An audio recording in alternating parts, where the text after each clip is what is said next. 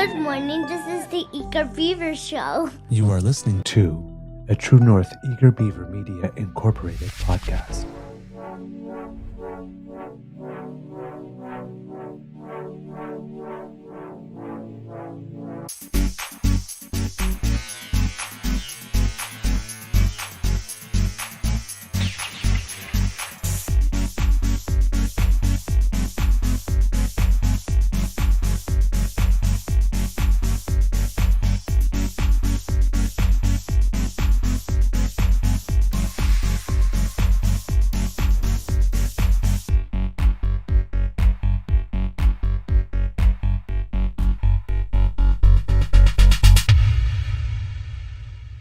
The True North Eager Beaver podcasts are proudly brought to you by our founding sponsors, the Misfit Mysteries from Corvid Moon Publishing, your source for science fiction, fantasy, and cozy mysteries featuring a broad diversity of characters, CanadianTarot.com, your uniquely Canadian online eclectic tarot community, and the Peppermaster, hot pepper sauces made from farm-fresh ingredients to thrill your taste buds and expand your mind.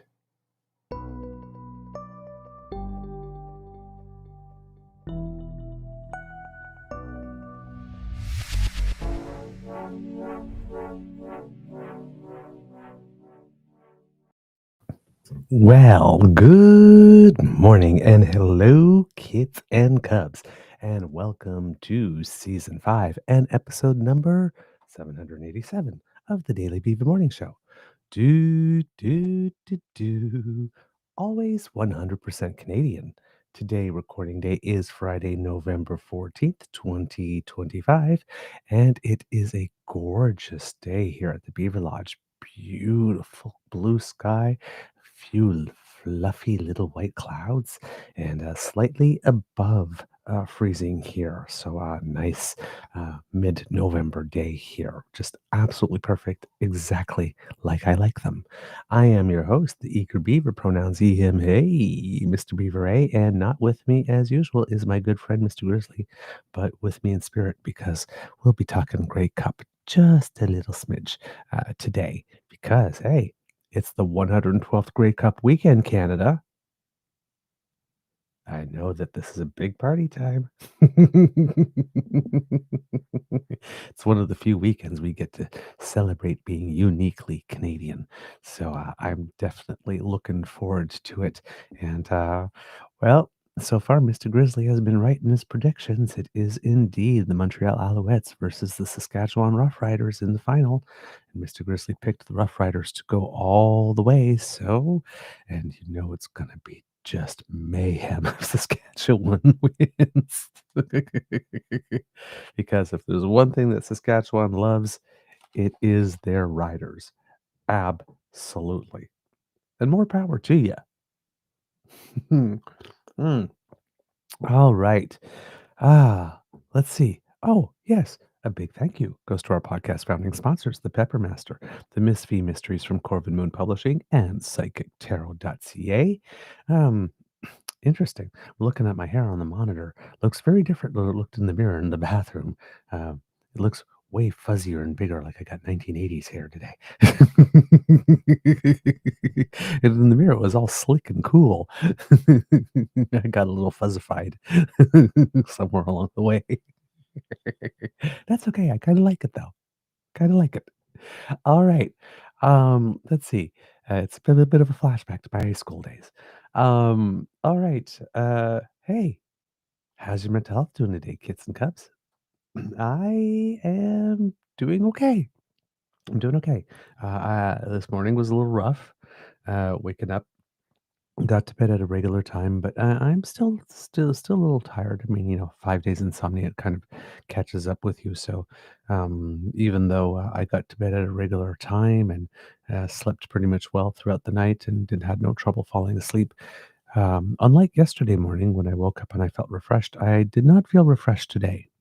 Yeah, it was the alarm rang and then 20 minutes just kind of disappeared. I don't know exactly where. I was kind of sitting in the same position I was when I woke up and nothing had really happened. So I don't know. I just like the alarm clock rang. I sat up and then zoned out for 20 minutes. It's like, oh, yeah, I guess I should start doing something. So It took me a little longer to get started today. No, I wanted to roll over and go back to bed. just just 20 more minutes, please. Ah, well, I'm up, and here we are together for our morning rendezvous. I'm feeling good though. I'm feeling good. I'm a little tired, but I am feeling good. I think just the events of the last little while have caught up to me, and this is my last day off before we go. I think Saturday we're in rehearsal. I think 1 p.m. till 10 p.m. And I saw our schedule, and we only have 1/2 hour break somewhere and all of that, and I don't think that that's going to do. We might need to ask for a little bit more there. Then Sunday, not as long a day, but still, I think we start a little later, maybe around 2 or 3, but we're still going till about 10 or something. And then we have rehearsals Monday and Tuesday, and Wednesday's dress rehearsal. And then we start on our first series of 6 shows. So, yeah, for the next 9 days, I think it is, we have something absolutely every single day, which is, this is really the rough week where I have absolutely no life of my own. Um, I'm warning you now, kids and cubs, the quality of the show may suffer a little this week because I may not have a lot of prep time to put some stuff together, and sleep will be at a premium. But I will do my best to try to keep as regular a schedule as possible during next week. But just a pre programming note that might be a significantly tougher challenge, particularly since I will not have my beaver sweetie with me. Normally, when I do a show, we sort of have this understanding that the last 2 weeks before a show, and particularly the last week, I am basically useless around the house, and I need a lot of assistance in terms of meals being, cooked and prepared, and a whole bunch of stuff like that, and somebody to take care of the laundry and all of that kind of stuff, because the life is just show, show, show, show, show, show, show. And I am not going to have that assistance this time because my beaver sweetie leaves tomorrow for this conference. Yeah, not tomorrow, sorry, mistaken, Sunday for the conference, because tonight is his dress rehearsal for his big concert, and then tomorrow the big concert, which I don't get to see because I'm at the theater all evening long. So I'm going to go to his dress rehearsal tonight so that I can at least hear what it is that he has been working on as close to the show as possible. It's a little disappointing, though. I like to go to absolutely everything he does, and it's this. I think this is the only the second time in the 13 years we've been together that I've had to miss one of his shows because I had a conflicting one. Um, so, 'tis the season, though, right, for a holiday affair, however, so people are really getting into it, and the calendars are getting crowded around this time of year, and particularly up until about mid-December with cultural type stuff and presentations.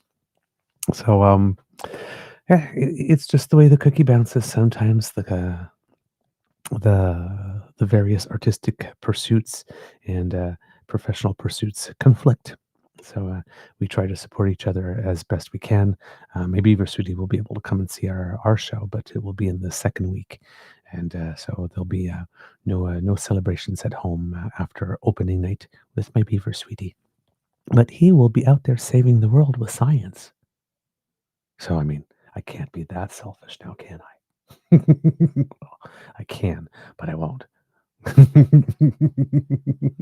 All right, kids and cubs.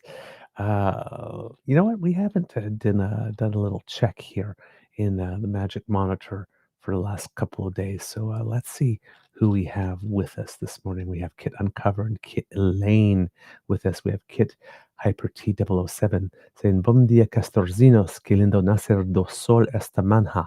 And I'm going to guess that means good morning, little beavers. What a beautiful sun there. What, yeah, what beautiful sun there is this morning. I'm not sure what nacer is, but I think that's the overall gist. Kit Uncovered with the beaver joke of the day. What did Beaver say after a long day of rehearsing?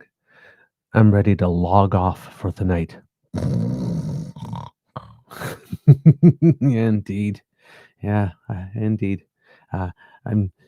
If it weren't for the fact that I love you so much, Dan Fam, I'd be ready to log off now. Ah, all right. We have Kit Miss with us. I hope the whole family is doing well, as are you. We have as well in the chat Kit Wishful, hey, good morning to you. Nice to see you with us today. Kit Nona Carol, Kit Bucky is with us as well. And we have Kit Tabby G. We have Kit James joining us. Haven't seen you in a little while. Nice to see you again here at the Beaver Lodge. Thank you for joining us this morning. We often get to extra people on Fridays, and that's always wonderful to see people, especially if you haven't seen their name for a little bit. Kit Linda M reminding us that at the FIFA Under 17 World Cup, our Canadian young men will be playing Ireland this morning at 10:15 Eastern Time in the round of 32, so first round of playoffs. And go Canada, go! Canadian women reached the round of 16 before they had to face Brazil, which is always a tough task. So let's see if the men can do as well as our young Canadian women. Canada, where the women are strong and the men are pretty. Who else do we have? We have Kit Ild today with us saying, good morning, happy Friday. It is indeed a happy Friday. Who else do we have with us in the chat? We have Kit Grace is here. Hey, nice to see you. Kit Kat is with us. Kit Argosi Acres is also with us. Kit Jenny is also here. Good morning to you. Kit Mayhem, hey, lovely to see you. Haven't seen your name in our chat for a little while. Glad you're back. Who else? We have Kit PNC Bio with us, and always a joy to have him here. So nice to see you. Always look forward to your commentary. Kit Toronto Dan is here. Um, Apologizing for not being able to make it at the pubcast on the first. That's okay. Life happens, my friend. Life happens, my friend. Hopefully, we will have one.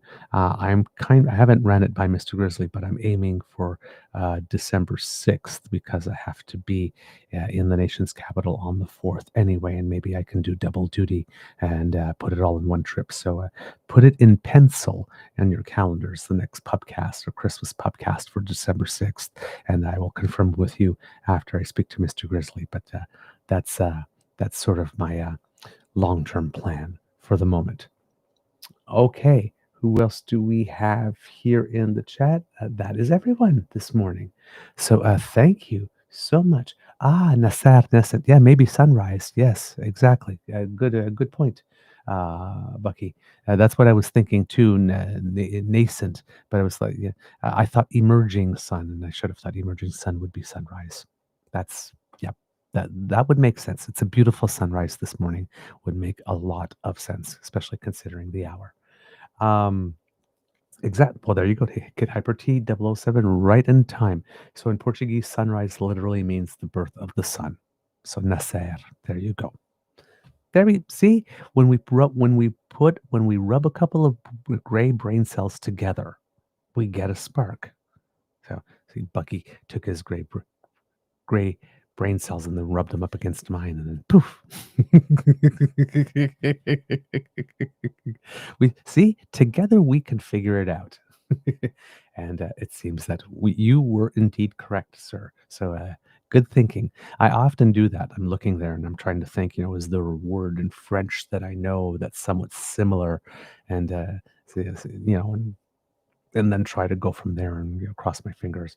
And when I go the other way around, it's not so much Portuguese because I don't know anything really other than obrigado. But when I try Spanish, if though the word is not coming to me, or if I can't figure it out, or I don't know it, I take the word in French and I try to add an a or an o at the end and cross my fingers. And does that work? You'd be surprised the number of times it actually does, but not all the time. Far from all the time. Okay. Let's see. Let's get into it, kits and cubs. There's a lot to talk about today.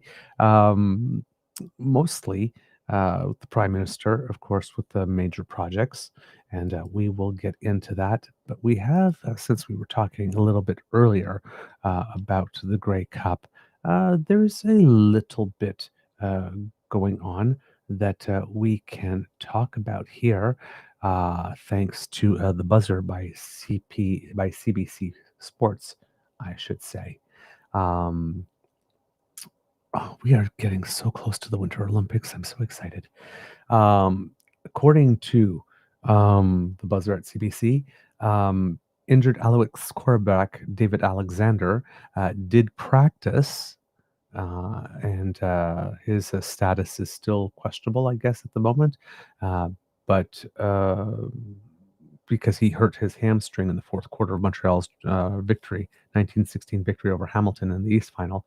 But he was reportedly seen dropping back, throwing, and jogging on the field at the practice on Wednesday in Winnipeg, or Tuesday. Alexander has vowed to be in the starting lineup for the Grey Cup, but the injury could limit his effectiveness. Alexander's health is vital to the Owls, who are 13-0 with him as their starter over the last two seasons, including a pair of playoff victories this month. Alexander went 7-0 in the regular season this year, but his dodgy hamstring led to two stints on the injured list, and Montreal was 3-8, 3 wins and 8 losses in the games he did not start. So it seems to be a rather critical player here for the Owls.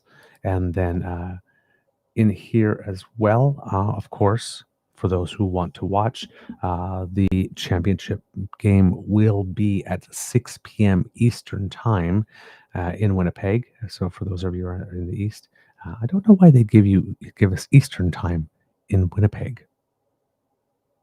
Okay, for a match in Winnipeg, they should give us the local time and then let us figure it out. But yes, if you're in the Eastern Time Zone, it will be at 6 p.m. And it seems that as Mr. Grizzly picked Saskatchewan and go all the way, and it seems that the Rough Riders are favored. They haven't won a championship since 2013, which is kind of hard to believe because they're they're a very good team usually.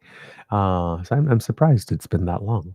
Um, but that's the last time they played for a Grey Cup, so they haven't even been in a final since 2013. I just find that surprising as a number. Um, yeah. Okay, that's what it says here. 12 years may not sound like much, but that's a pretty long dry spell in a 9-team league. The BC Lions are the only other club that haven't played in the title game since the Riders' last appearance. In the meantime, things were a little rough for the Riders. They had an overall regular season of 83-92, record of 83-92, and just three playoff wins in the 10 seasons from 2014 to 2024. The 2020 season, of course, being canceled due to COVID. This year, though, Saskatchewan has been the CFL's top team from the get-go. They raced out to a 4-0 start and ran their record to 8-1 before finishing a league best 12-6, following two meaningless losses close to the regular season uh, after they had clinched the West Division title. So I'm going to go close to the regular season end, and that word is just missing from the article here. After enjoying a first-round playoff bye, Saskatchewan rallied to beat the visiting BC Lions 23-24 in a thrilling West final, trailing 21-17 with just 63 seconds remaining in the fourth quarter. Quarterback Trevor Harris drove the Riders 74 yards in 7 plays for the game-winning touchdown on a 3-yard pass to Canadian receiver Tommy Neild with 11 seconds left. Wow, that must have been exciting indeed. I'm sorry I missed that, actually. Now it's up to Harris and company to deliver a rare and much deserved championship to the passionate watermelon-hatted fans of Saskatchewan. Their team has won just 4 of the 111 Grey Cup games to date, while losing 15 of them for an abysmal .211 winning percentage. But the Riders are favored by a healthy 4 points on Sunday, applying applying about a 2 in 3 chance of victory. See, again, I'm not a big follower of the big four sports regularly, uh, but just how passionate Saskatchewan fans are for their team. I would have gone to my grave swearing that the Saskatchewan Roughriders have won way more than just 4 Grey Cups in 111 years. I thought they were double digits for sure. See? Just goes to show what I know. Um, Alouette fans can relate to the Riders' pain. They went 13 years between Grey Cup appearances before their team won it in 2023 by upsetting heavily favored Winnipeg. I am having trouble talking today. This season, Montreal went 10-8 to finish second in the East. Then they dealt the Blue Bombers another crushing blow in the playoffs, outgunning them 42-33 to quash Winnipeg's hopes of reaching a record-tying sixth consecutive Grey Cup game last weekend. The Owls marched into Hamilton for the East and upset the first-place Tiger Cats 1916 on a walk-off 45-yard field goal by Jose Matos Diaz. With that win, Montreal quarterback David Alexander improved to 13-0 as a starter in the CFL, as we just mentioned, including their two playoff victories. The Owls are 9-0 with him in the lineup this year, but a bulky left hamstring caused Alexander to miss 11 games, and Montreal went 3-8, as we mentioned, with the 37-year-old journeyman McLeod Bethel Thompson as their primary backup. Unfortunately, Alexander re-aggravated that hamstring on a drive-ending tackle during the fourth quarter of last Saturday's East Final. He did not miss any plays after the Owls regained possession, and he led the 7-play, 37-yard drive that resulted in Maltos Diaz's game-winning kick. But head coach Jason Maas admitted his star quarterback will not be fully healthy for the Grey Cup, even though Maas and Alexander both promise he'll start after a week of rehab work on the hammy. Encouragingly, Alexander took part in the Riders' first practice on Wednesday, though the team listed him as a limited participant. And then the Buzzer article goes on to say, no disrespect to these two offenses, which are both dotted with good players.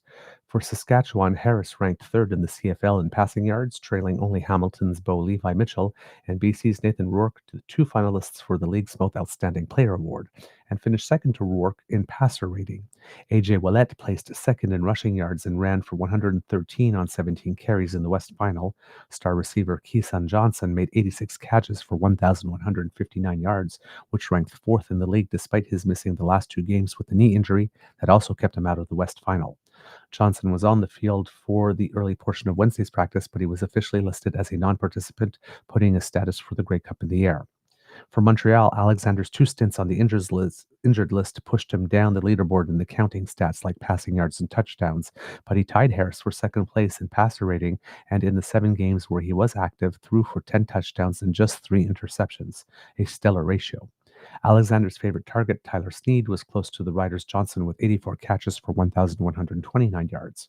But as a whole, neither of these offenses exactly blew the doors off their opponents. Saskatchewan tied for fourth among the 9 teams in offensive points scored, while Montreal was sixth in average yards gained per play. They were third and seventh respectively, though Alexander's 11 missed games are dragged on the Owls' numbers. And that just goes to show you don't necessarily have to score a lot of points just in the season. You just have to score the right points at the right time to get the wins. If we accept the premise that Alexander's presence and Johnson's potential absence brings these two offenses closer to a wash, then the Grey Cup might come down to who has the better defense. The Riders' D was better at preventing scoring this season, ranking third in average points by the opposing offense at 22.7 per game, and they were second in interceptions with cornerback Trevon Campbell snagging 6 of them to tie for the league lead. In the West Final, Saskatchewan held Rourke and the Lions' top-rated offense to just 21 points, 9 fewer than they averaged in the regular season. Montreal's D was just behind the Riders in average points surrendered at 22.8 before holding Hamilton, the league's number 2 scoring offense, to only 16 points in the East Final, 11 points below the Ticats' regular season average on offense. In terms of net yards allowed, Montreal had the stingiest defense in the league this season, with Saskatchewan right behind in second, but the Alouettes really set themselves apart in the more advanced metric of yards per play allowed. Their mark of 6.02 was more than a third of a yard better than the second place BC and well ahead of the fifth place Saskatchewan's at 6.65. Anchored by linebackers Daryl Sankey, third in the league in tackles, and Tyrese Beaverette. Beverett? Too bad it wasn't Beaverette. Tyrese Beverett, 7 sacks, 4 interceptions, and lineman Isaac Adeyemi Berglund, a finalist for Most Outstanding Canadian after notching 11 sacks. Montreal's D has the power to wreck any game. The formula has worked well for Grey Cup underdogs in recent years, including the Alouettes themselves in 2023 when they upset Toronto in the East Final with 5 takeaways, plus another 4 turnovers on downs, before winning the Grey Cup as 8-point dogs against Winnipeg. Last year, Toronto had 4 interceptions and a fumble recovery to hand the Blue Bombers another shocking defeat in the title game. Will Defense deliver another Grey Cup championship? We'll find out Sunday night in Winnipeg. Ooh, left us with a little teaser. I like that. I like that. So yeah, Kits and Cubs. Uh, hope you will have your snacks and you will have some friends or family together, and that the game will be a wonderful affair. I hope it will be a good display of defense, a good contest with as is often the case in Grey Cups, very tight games with it coming it down to the wire for a very exciting finish. Um, our our game tends to lend itself to it, so. I'm going to hope that for everyone who will be tuning in and watching and bonding with friends and family and all of that good stuff. I was going to say I would tune in to watch. I hope that I will be back home from rehearsal on. No, I will not in time to watch. Darn, I'm going to have to watch it on delay or have it on my phone and try to sneak some watches of it while we are rehearsing. Although I have a feeling that if that is in the evening, I might we might be doing a full run at that time, 6 p.m. Might I might be able to catch the first hour before we start doing a full run. I think we start doing that at 7. So I might be able to catch the first hour during supper, and then save the rest until we're done. I'm excited. I don't really follow. If there's one of the four of the sports that I do follow from time to time, it is indeed the CFL. I've gone to see a couple of games live in my lifetime, and it's always been an absolute wonderful time. But I'm not. I'm just not. Yeah, the sports that I prefer following are more the Olympic ones. So I don't really know that much about the baseball and the basketball and the, the soccer and the hockey, all that kind of stuff in terms of the regular season.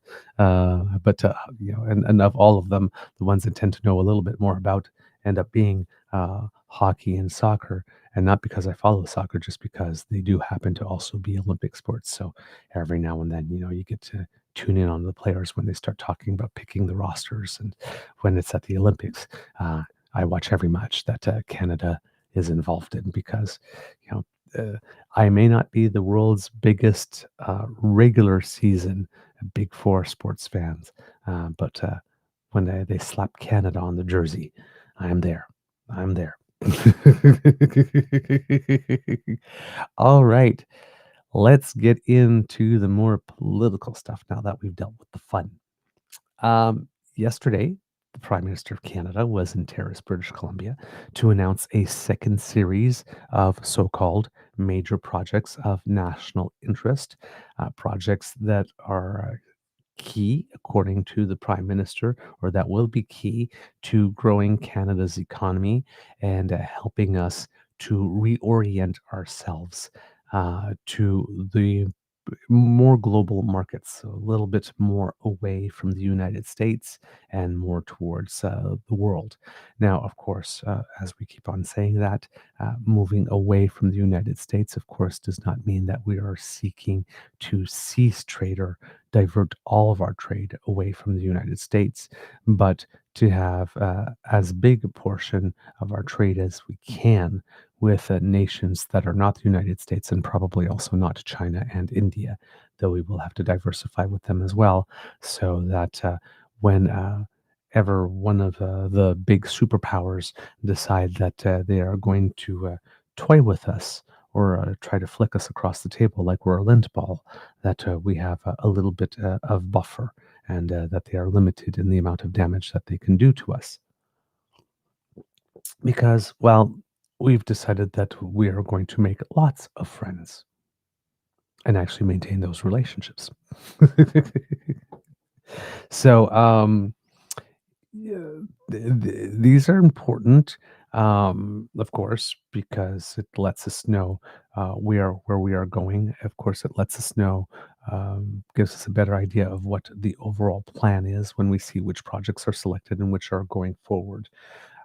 One of the things that was very important yesterday, I don't know, I'm gonna guess They were stressing this because it hadn't been actually stressed before, even though it was always sort of known. But there seemed to be a sense within the government that they needed to stress this yesterday, that the fact that a project gets the tap on the shoulder to be sent to the major projects office does not necessarily mean that that project is guaranteed to take place. It means that it gets guaranteed to get some help to fast track the project through whatever remains of the approval process, and maybe to try to find some ways to secure funding for it to happen. Um, but you can get to that part, and then realize still after trying to do this final push work that either the project's not going to happen or that the financing is not there and the project doesn't happen.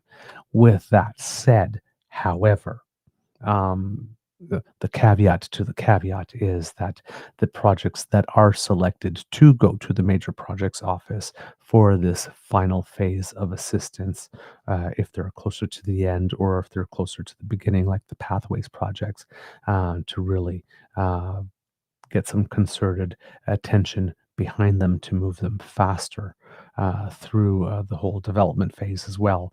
The projects that are selected for that are projects that there are preconditions for those as well. And one of them is a project that has some very high likelihood of success.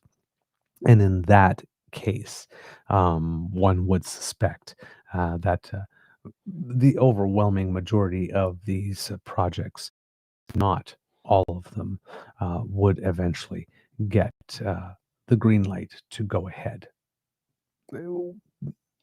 There's no point in doing all of this if they're not, you know, I would say probably 80% sure, at least at this stage of going through. It would have to take something rather um, significant to upend a project, is what I would assume given this, because the projects that are picked at this phase are not just picked willy-nilly here.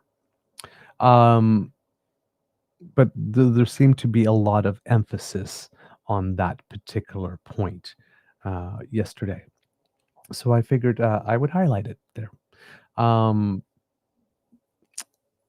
the Prime Minister has indicated that his objective with these types of projects, as we mentioned yesterday, it's a living list. It's not one and done. Things will come off. Things will go on the list as projects, um, you know, move around and are in various phases of approval or development, as different provinces suggest some and all that, and territories and all that kind of stuff. So it'll be a living list. Uh, but the overall objective, it appears, from the prime minister is to try to generate $1 trillion worth of investment overall through these types of projects. Um, I'm going to guess within 5 years or so. Um, so that, I think that's the objective, or at least have a number of projects that are going to the office that have a total value of worth $1 trillion in terms of potential investment that they could attract. So with the first series of projects, uh, he had brought the total to about, then these, of course, according to him, to about $60 billion.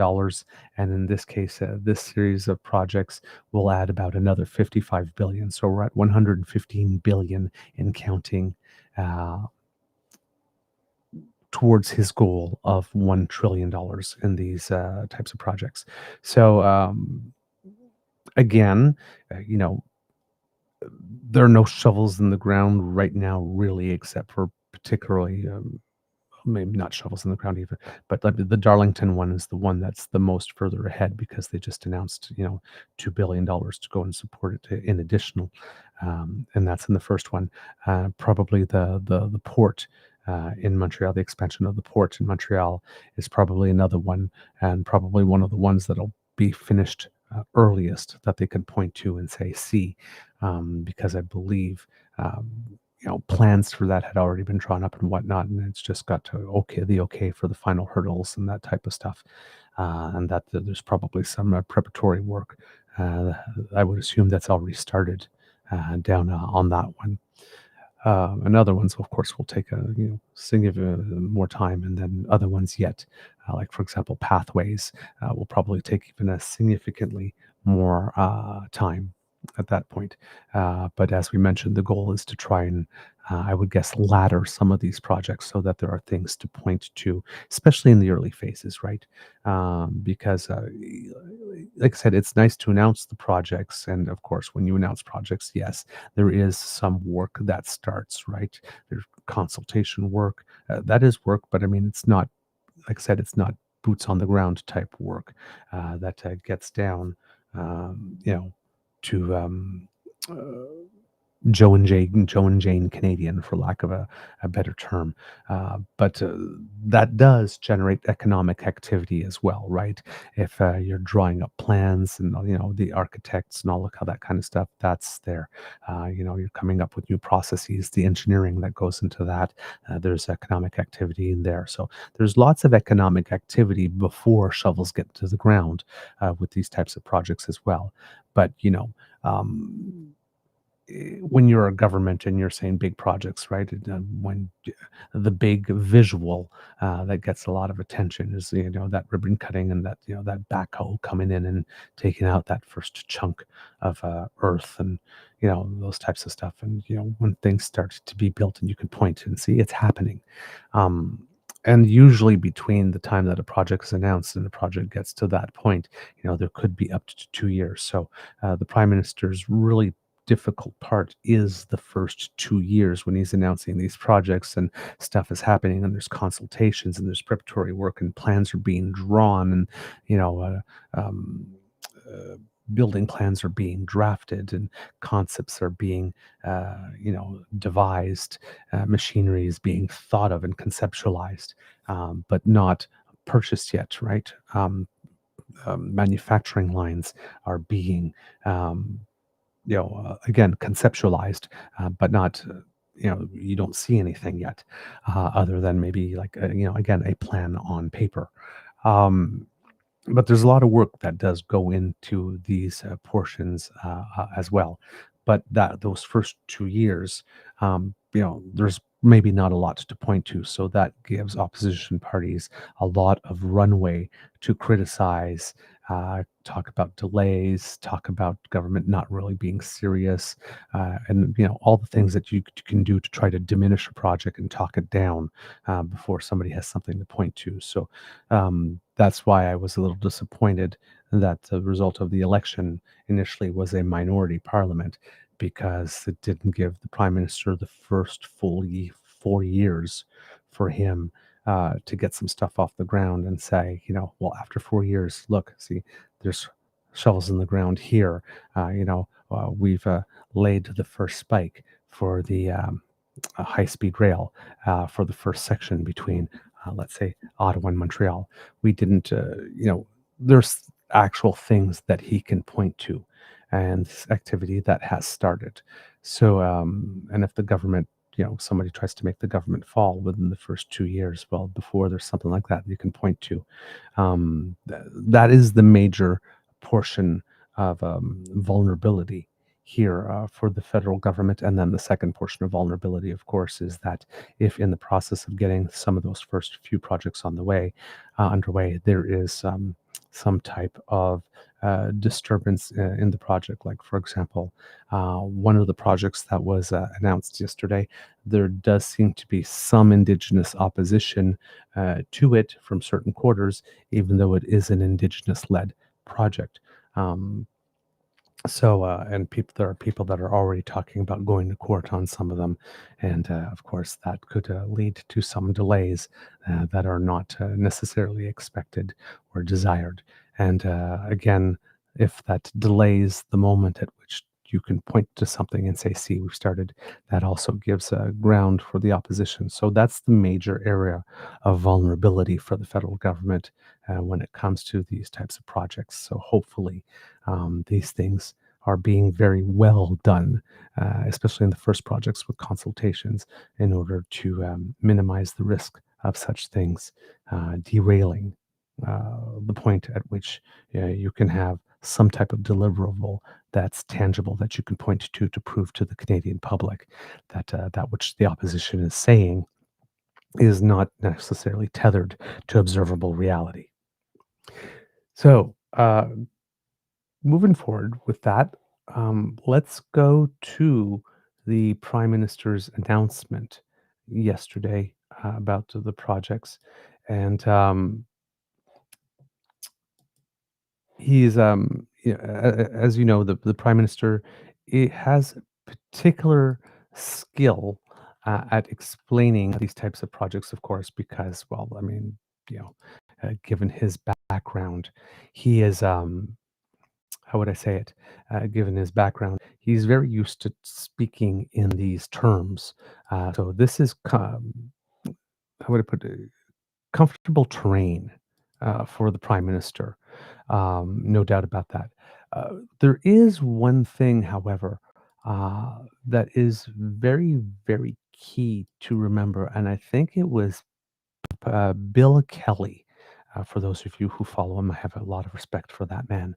Um, Pointed this out when he was, and this is a few weeks ago when he was talking about this type of stuff. Um, he was pointing out that when it comes to the prime minister, um, the word investment has a very um, different definition for him as it does for many other people. In government, maybe around the time of Stephen Harper, if I am not mistaken, investment in regular political plans um, became a substitute or a synonym for the word spending, which had become unpopular.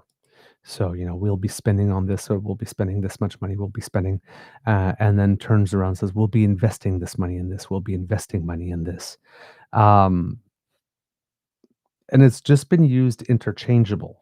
But Mark Carney is a central banker and someone that's worked in the business world where the word investment has a particular meaning. So I am going to, if I think this is for the first time on our show, that we are actually going to show you a clip of actual Mr. Bill Kelly. But I wanted to put this here because it was a point that was always sort of like in the back of my head, but I had never said out loud, and I had never heard anybody actually articulate. And Mr. Kelly does it very well here. Economy back on track, and it's going to take time. There's a commercial. I can't even remember which investment firm it was, but it seemed like every 10 minutes during the World Series. About investments. And remember, there was a graph that kept showing going up and up and up. And I thought they were showing like how the Blue Jays have been improving, but it was about investment. They said, good things take time to develop. Well, that's basically, I think, the subtext of what Carney is doing here. They've got a plan that have so far been getting a thumbs up, at least a genial thumbs up anyway, from a lot of the business leaders to get through this. And they understand. And as we talked about at the beginning of the podcast, the message now seems to be, look, this guy gets it, and it's not something that we can just flick a switch and all of a sudden we're going to go from concern to a great economy where everybody lives happily ever after. It's going to take some time, and it's going to take some tough decisions. There are some programs that may have to be cut, some programs that may have to be reduced, but that's part of the process. And there are going to be people that are going to be pissed off about that. Well, that's part of the process. And there is a bit of a trickle down to this. We get that. But you can't run this business, you can't run this country the way that some governments have tried to. The Poilievre's idea and conservative ideas in the past has been, let's look after the wealthy people. They get the tax breaks, they get the tax situations. Keep your foreign investments. Now, keep your bank accounts in the Cayman Islands. As long as you're happy and fruitful, you'll stay here. and invest here. Well, they're not investing here. First of all, the numbers show that they're hanging on to their money. They're not reinvesting it into Canada. We have to change that around. But we have to look after everyone else. There is no such thing as trickle down. The only thing that gets trickled down here is the grief. Because if you don't look after everybody, you're looking after nobody. And that's one of the realities I think they're going to be facing here. So it's an important budget for that very reason. But as we said at the outset here, and I want to reiterate this, don't listen to all the doom and gloom. Nobody, including me, is looking at this with rose-colored glasses and saying, oh, everything's going to be fine. No, there's going to be some tough times here. And I'm probably going to come on to future podcasts and complain about some of the cuts they're going to make and some of the programs that may not be as effective. But we have to understand what's happening here, okay? And how many examples and how many analogies have we used here? Now, if your doctor says that, hey, you have to lose 50 pounds, there is no miracle pill that you can take, okay, that's going to help. I don't care what the commercials say. There's no injection that you're going to take that's make the pounds just fall away and you're going to be healthy in 6 weeks. That doesn't happen. It takes commitment and hard work. And we know that. And it's going to be the same thing with our economy. It's going to take some hard work, and it's going to take some there's some things that you're going to have to do without. Now, if you're trying to go back to that analogy, if you want to lose 50 pounds, lay off the shortcake, lay off the chocolate cake, lay off the French fries. You can't have it both ways. And we in this country have been trying to have it both ways for far too long. So there you go. I'm not sure if the portion about investment that I was mentioning was included in that. I guess I did not have the correct timestamp in here. There might have been an editing to the video from the time I saw it that changed the timestamps there. But still, some good commentary about Mr. Kelly here about, as I mentioned, that the need that these types of projects definitely take time, and that there is a certain amount of patience that is going to be required if we want to make sure that we get the full benefit of this, or that we don't crush this push in the middle of it. Don't kill the chick in the egg, so to speak. So we want to be careful of that, to temper our expectations, so that we don't let the disappointment of things not being happening fast enough lose faith that they can happen at all. So I will keep on looking and try to hopefully find the specific portion about investment that I was looking for in that, because this is what I'm guessing here. There was an edit and some timestamps must have shifted.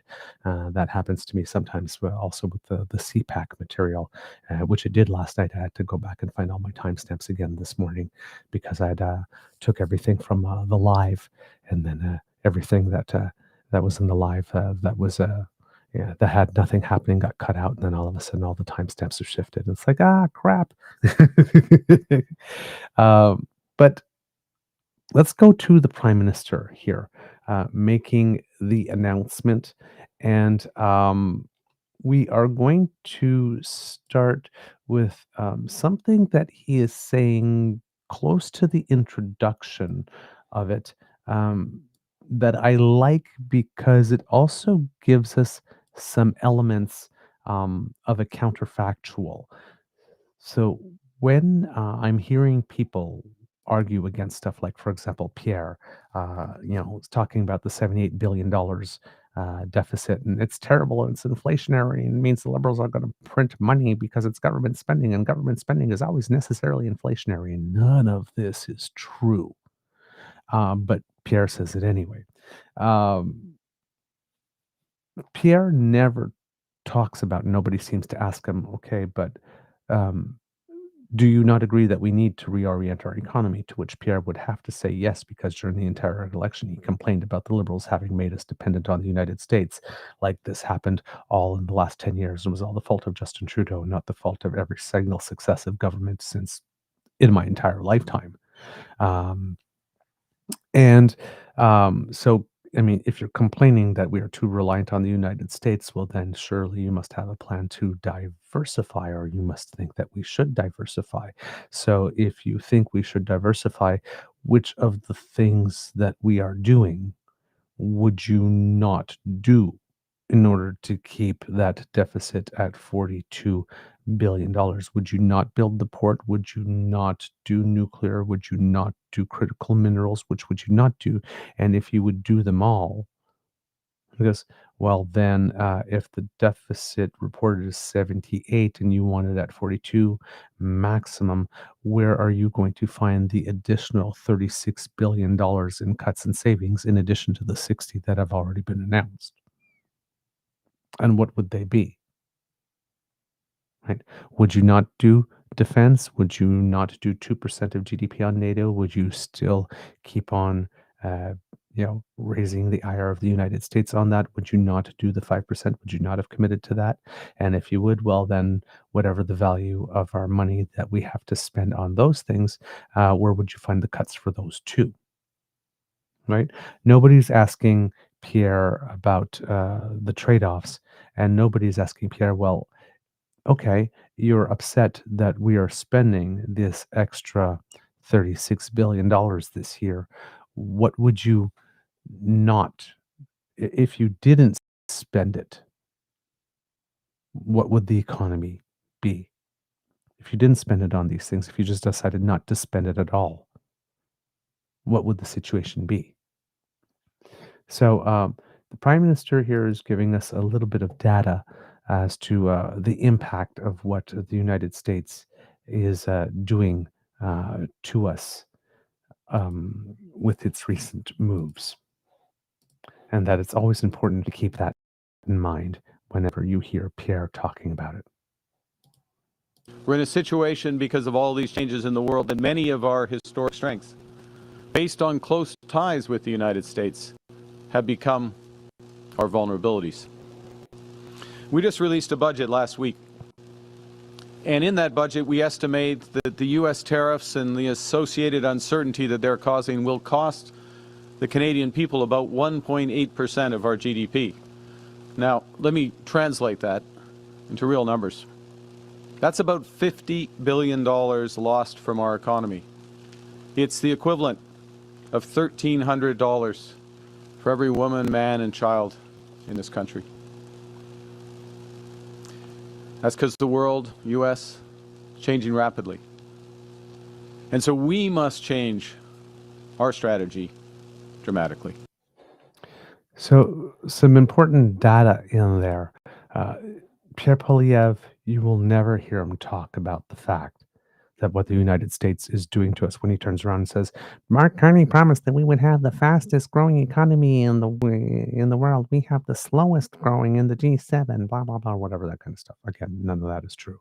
But Pierre Poilievre says, well, if you're complaining about we're spending this money to address that, then what would you do to shore up the 1.8% of our GDP that just got, its block knocked off by what the United States has attempted to do to us? Would you just sit there and let that happen? Right? He talks about, investment that goes elsewhere. So he claims. But he never talks about the $50 billion of economic activity that just took a hit. How would he replace that? How would he replace that equivalent of $1,300 for every man, woman, and child in Canada? That has just taken a hit by what Donald Trump has done. Pierre doesn't really have a plan for that. He's just complaining about the other person having a plan and that the plan costs money. It's like if there's a problem and you don't want to invest any money to fix the problem, then how do you address the shortfalls created by the problem? And Pierre will never, ever, ever, ever, ever talk about that.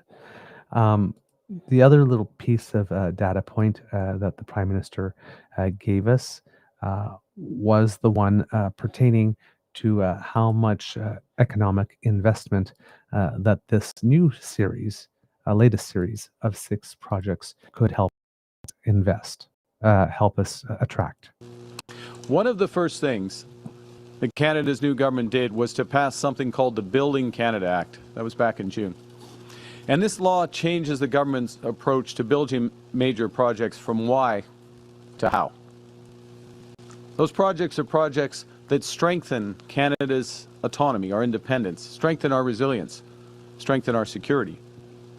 They're projects that provide major economic benefits to Canadians, ones that have a high likelihood of success. Crucially, they are projects that advance the interests of Indigenous peoples. And they have to be projects that contribute to sustainable, clean growth. And the Major Projects Office is helping to build Canada smarter and quicker, fast-tracking infrastructure that we need to unlock our country's immense resources and potential. And in this way, we'll build our communities, grow new businesses, and create tens of thousands of new careers in sustainable industries. Back in September, in Edmonton, we referred projects that represent more than $60 billion in investment. And today, we're going to announce some projects that will double that impact. So, close to double that impact. We're talking about projects here that are going to about generate another 55 billion. So we're at about 115 billion total here with the 12 projects announced to date. If you add the first series to the second series here. Another little tidbit here is with regard to the number I mentioned earlier, stated by the government that it was seeking to attract about $1 trillion of such investment over the next short period of time. I believe, if I'm not mistaken, over the next 5 years. In other words, these projects that we're catalyzing, $1 trillion of investment in total over the next 5 years. That's $3,500 for every Canadian worker, twice what the Americans are taking away. So basically, with the Prime Minister here, those 3 data points that I just brought to you, where the Prime Minister is stating here, comes down to say that in order to absorb the shock of the 1.8% hit to our GDP that is being caused by what the United States has already done, which represents $50 billion out of our economy, or the equivalent of $1,300 for every man, woman, and child. As we are responding with major projects so far, first series and second series of projects that can generate up to $115 billion worth of investment.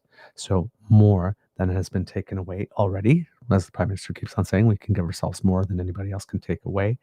And we're going to continue down this path in such a way that we can generate projects that could result in $1 trillion of investment into Canada over the next 5 years, which would represent $3,500 for every Canadian worker. Now, I wish he had kept the same metric on both, how much that would be for every man, woman, and child, so that we can compare, apples to apples here, because not every man, woman, and child is a Canadian worker. So for ease of communication, I wish that when comparison, I wish that would have been done. But because we can't say now with the data as presented, for every $1,300 that the United States has taken away, by the time we're done with this, we will have generated $3,500 more for every Canadian. This is for every Canadian worker. So it would be nice to have a common denominator to drive that argument home. But it still seems to be a relatively impressive number, because that may be that 3,500 for every Canadian worker could maybe, when you translate it down, I heard this is me like taking little pieces of stuff and trying to piece them together, but it would give me the impression, based on what I heard, that it would be close to double 1,300 for every man and woman and child. So maybe 3,500 for every worker, but 2,600 for every man, woman, and child. Around there, or 2,500, somewhere around there. But don't quote me on that number. That's me doing a lot of work, taking stuff from one part of this piece of the speech and another part and try to push it together to try and create an image. But it's not two pieces of data that the Prime Minister actually explicitly put on the table and said it will be this. So that one is just sort of my best guess based on the entire content of the speech. The Prime Minister then gets in to talking about the various types of projects that we were talking about. So he's talking about projects that create new trade and economic corridors to diversify our economy, that maximize our potential as an energy superpower, projects that help build our leadership in critical minerals, and projects he mentions there, you will hear about data sovereignty. However, it seems that we're not, we probably won't get a lot of details about those types of projects because there's a level of secrecy there. That's very important.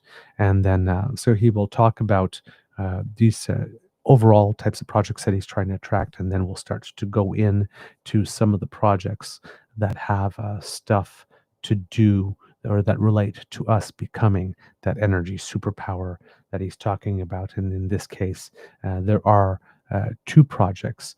There's the Xylismus or Limes. I'd have to, oh darn it, I made a point to try to remember it on the off the top of my head, and Keelism's LNG project. There it is.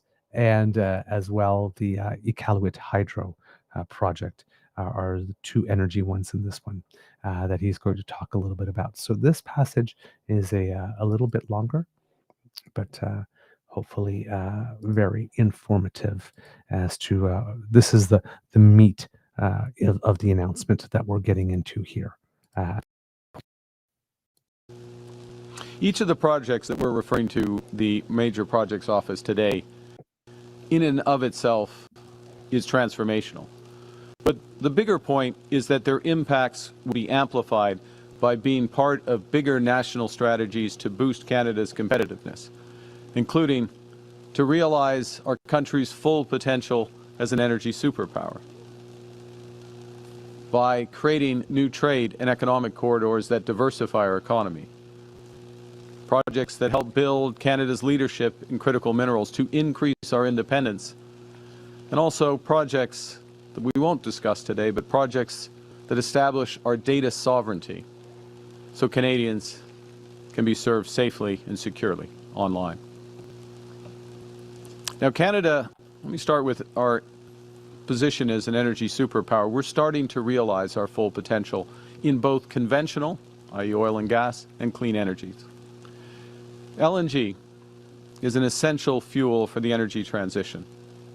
LNG can help Canada build new trading relationships, especially in fast-growing markets in Asia.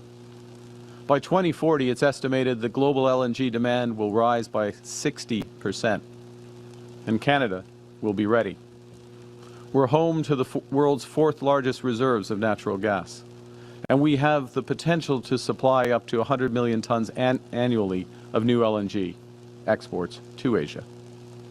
But that will require major investment across a wide range of infrastructure. And to encourage that investment, the budget provides new tax incentives to encourage the world's lowest carbon, I'll repeat, the world's lowest carbon LNG facilities. And the budget also expands the Canadian Infrastructure Bank's ability to support projects like Xylism's LNG. Xylism comprises a new gas pipeline, a new electricity transmission line, and a new floating LNG export facility. Led by the Nisga'a Nation under President Ava Clayton, Xylism's will become Canada's second largest LNG facility with a capacity to export 12 million tons of LNG every year to new markets. It'll also be one of the world's cleanest LNG operations, with emissions an incredible 94% below the global average and with the potential to reach net zero by the end of this decade, all while creating thousands of skilled careers and $4 billion contributions annually to our GDP. The federal government has been working closely with the province of British Columbia in the development of this project, most notably through a one project, one review environmental assessment process and associated consultations led by the province. In addition to consulting on the financing of Silicim, the Major Project Office will also help coordinate timely approvals of all three elements of the project and the related transmission infrastructure that I'll discuss in a moment. Now, more broadly, taking a step back from LNG, core to becoming an energy superpower will be to fully capitalize on Canada's advantage in clean energy by substantially expanding our clean electricity grid. Over 80% of the electric power we produce in the country, it's higher obviously in British Columbia, but in the country as a whole, is clean. The point is, clean electrification is the path. It's the only path to building a sustainable, prosperous economy. D'ici 2050, nos besoins en électricité pourraient tripler due à la croissance économique et à l'augmentation de la demande pour les transports propres. So here he's talking about our electrical needs will probably triple over the next bit of time as demands increase for what it is that we do and for things like data centers and stuff of the like. Au processus industriel vert et au centre de données. And also for green industrial processes. Et pour répondre à cette demande, nous aurons besoin davantage de capacités hydroélectriques, solaires, éoliennes et nucléaires.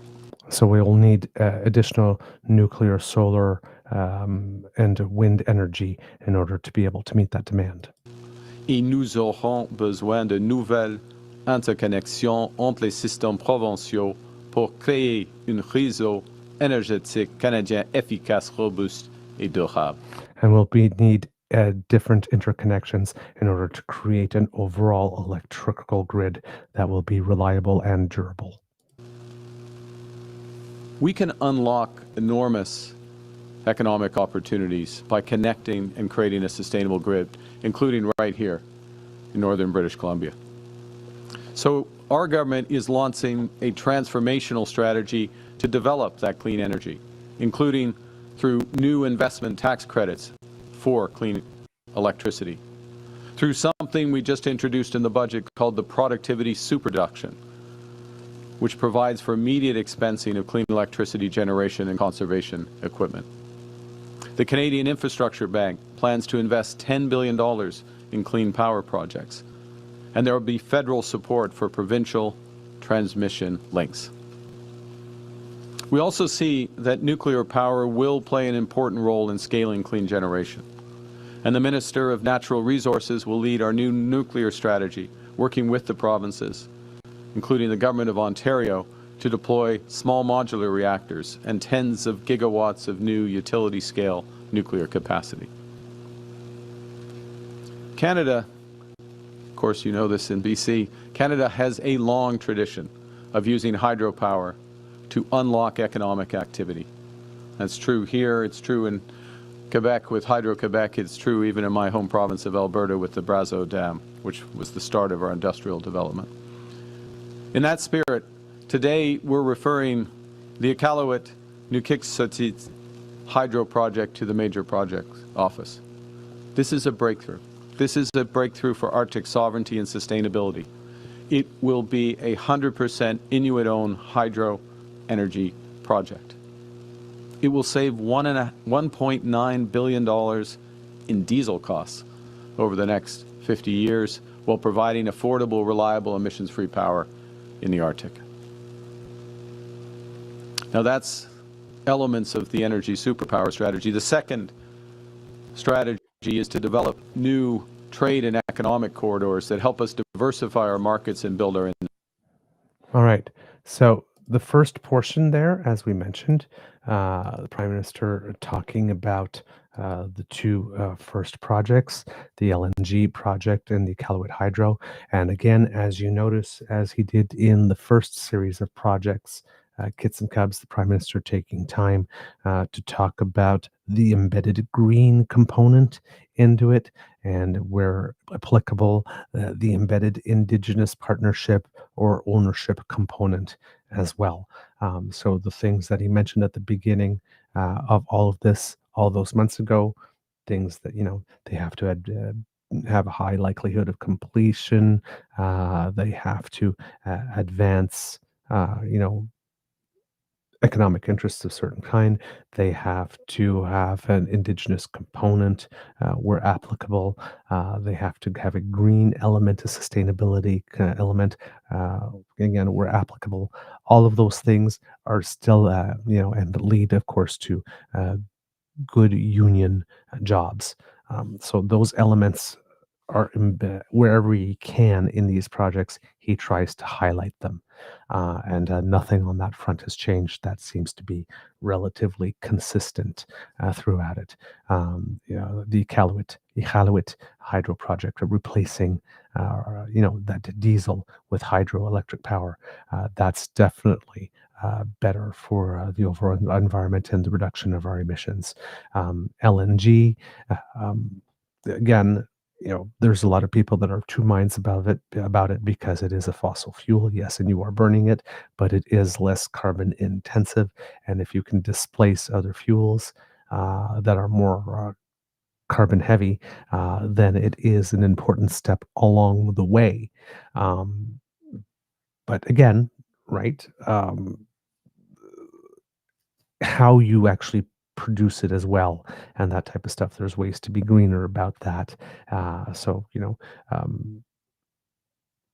if you're substituting a dirtier fuel for a cleaner one, even though it's still dirtying, it's an improvement. And if you can, in the process of extracting that fuel, you are able to have some of the greenest ways of doing it in the entire world, then you get a competitive advantage business wise as well. But again, also that is better. And of course, this only works so long as the overall objective down the line is to continuously seek to reduce carbon emissions from what it is that you're doing, and that there's a plan eventually to substitute LNG with something that is renewable, just as oil was substituted with something cleaner, LNG. You can't just stop at the LNG portion, right? So if that's the overall plan going forward, then it's a step along the plan that does have tangible and noticeable environmental benefits, even though it's not the perfect final jumping from what we're doing to a perfect final end step. Right, it's more of a transitional step in that case. But he's there highlighting all of these elements every single time where he can. So the second part, as you noticed in the introduction there, where he was going, and I'll back it up so that we can get that portion again. Talking about the energy superpower part, now he's talking about, you know, developing new trade and economic corridors to help us diversify our economy, and one of the projects having to do specifically with that. So, Kits and Cubs, let's see what the Prime Minister has to say about these corridors he is checking there. Power in the Arctic. Now that's elements of the energy superpower strategy. The second strategy is to develop new trade and economic corridors that help us diversify our markets and build our independence. And this is the potential of the Northwest Critical Conservation Corridor that we're also referring today to the Major Projects Office. The Northwest Corridor has extraordinary potential to unlock critical minerals development, clean power transmission, all under Indigenous leadership. We're talking tens of billions of dollars of investments, and in parallel, creating a new conservation area the size of Greece. The corridor involves building new transmission lines, upgrading highways, installing fiber and cell towers, and investing in communities, ports, and railways. By doing so, we'll strengthen our position as a global leader in clean energy and a leader in critical minerals. Now, what's crucial for this is the North Coast transmission line, one of the reasons we're here at BC Hydro. It's required to unlock this potential. And to help get it going, the Canada Infrastructure Bank is today announcing a loan of $140 million to BC Hydro. The North Coast transmission line will enable transformative industrial projects, including silicium, LNG, as well as multiple critical minerals developments in the Golden Triangle. The transmission line alone has the potential to create $10 billion in new economic activity in this area, while reducing emissions by up to 3 million tons annually. But more broadly, the Northwest Transmission Line will anchor clean energy industrial corridor for generations. And it has the potential to be connected with the Yukon through the Yukon-BC Grid Connect that will increase the Yukon's energy security and affordability, as well as there's a potential for an interconnect with Alberta to optimize reliability and sustainability in that province. Now, with respect to critical minerals, by 2050, global demand for those minerals is expected to increase fivefold, 5 times. The problem is, at present, the supply of those resources is highly concentrated in one country and is very risky. What the world wants is Canada to be the reliable supplier of critical minerals as the world moves to building a more sustainable economy. We're already amongst the top 5 global producers for 10 different critical minerals, and we hold rich geological endowment of all 34. But unlocking these resources through projects in the Ring of Fire in Ontario, La Fosse de Labrador in Quebec and Labrador, and right here, or almost right here, in the Golden Triangle in northern BC, this will attract hundreds of billions of dollars in new investment and create thousands of high-paying, not just jobs, careers, thousands of high-paying careers for miners, carpenters, engineers, and beyond across this country. The federal government is committed that these opportunities are realized in full partnership, including with equity ownership with First Nations communities. The Ring of Fire alone, to give an example, in Ontario, has the potential to add over $22 billion to Canada's GDP over 30 years, while advancing growth in partnership with local Indigenous communities. All right. So there again, we're talking about some various elements here to the plan in terms of the energy corridors mentioned here. That these corridors will be critical for essential for critical minerals development and clean power transition. They will include, again, another green component. There's a conservation area that is the size of Greece, and then with the North Coast transmission line, when the Prime Minister was talking earlier about having more interconnected grids, that this is the type of thing that, for example, the Yukon-BC Grid Connect, which they are going ahead with, could fit into, and Alberta could then create an interconnection to that. And as you know, one of the main reasons Danielle Smith was opposed to a lot of green energy is because she kept on talking about, my role is to make sure that we have enough baseload power. So if you can get the North Coast transmission line completed and Alberta can connect onto it, well, that resolves a lot of Danielle Smith's concerns about having enough baseload power, because when Alberta needs a little more, well, then they can tap in to the line to which they are connected in order to achieve it.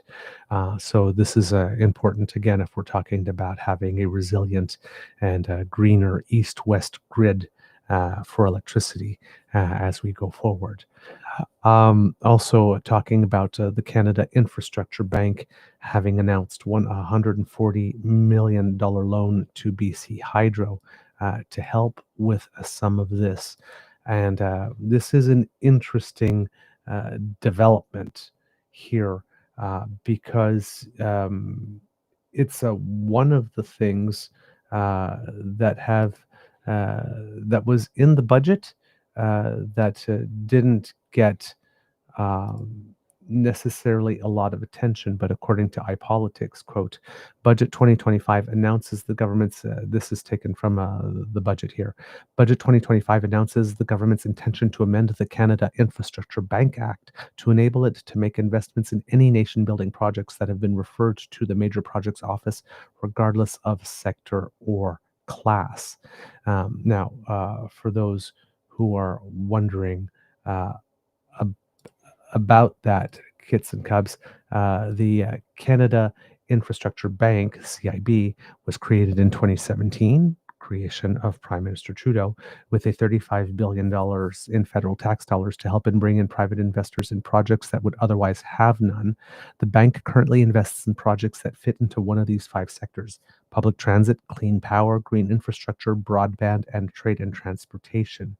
The new budget directive means that the Canadian Infrastructure Bank will consider the projects handpicked by the government to be referred to the Major Projects Office, whether or not they fit into one of these 5 priority sectors.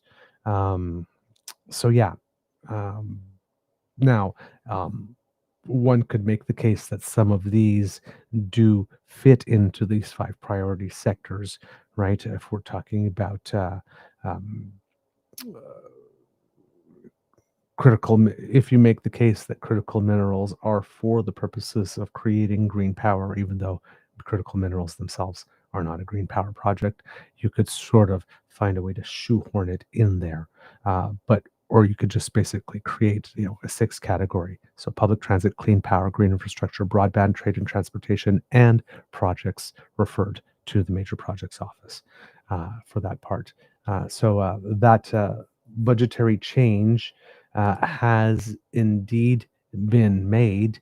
And what we're seeing here is that the first disbursement as a result of that budgetary change has also been approved and is going forward. So the government is moving relatively quickly as it applies to this particular change in the budget just announced, and already the first disbursement towards a project that's been identified and sent to the MPO is getting some benefit from that.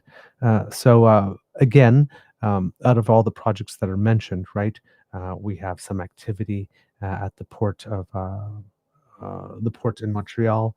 We have some activity with the Darlington nuclear, and here we have an initial loan already being made on this one particular project, so that we can already start going forward with it at this moment. Again, not at the shovels in the ground phase, but in order to, how would you put it? Create some of the initial capital that will help start moving this North Coast transmission line project forward.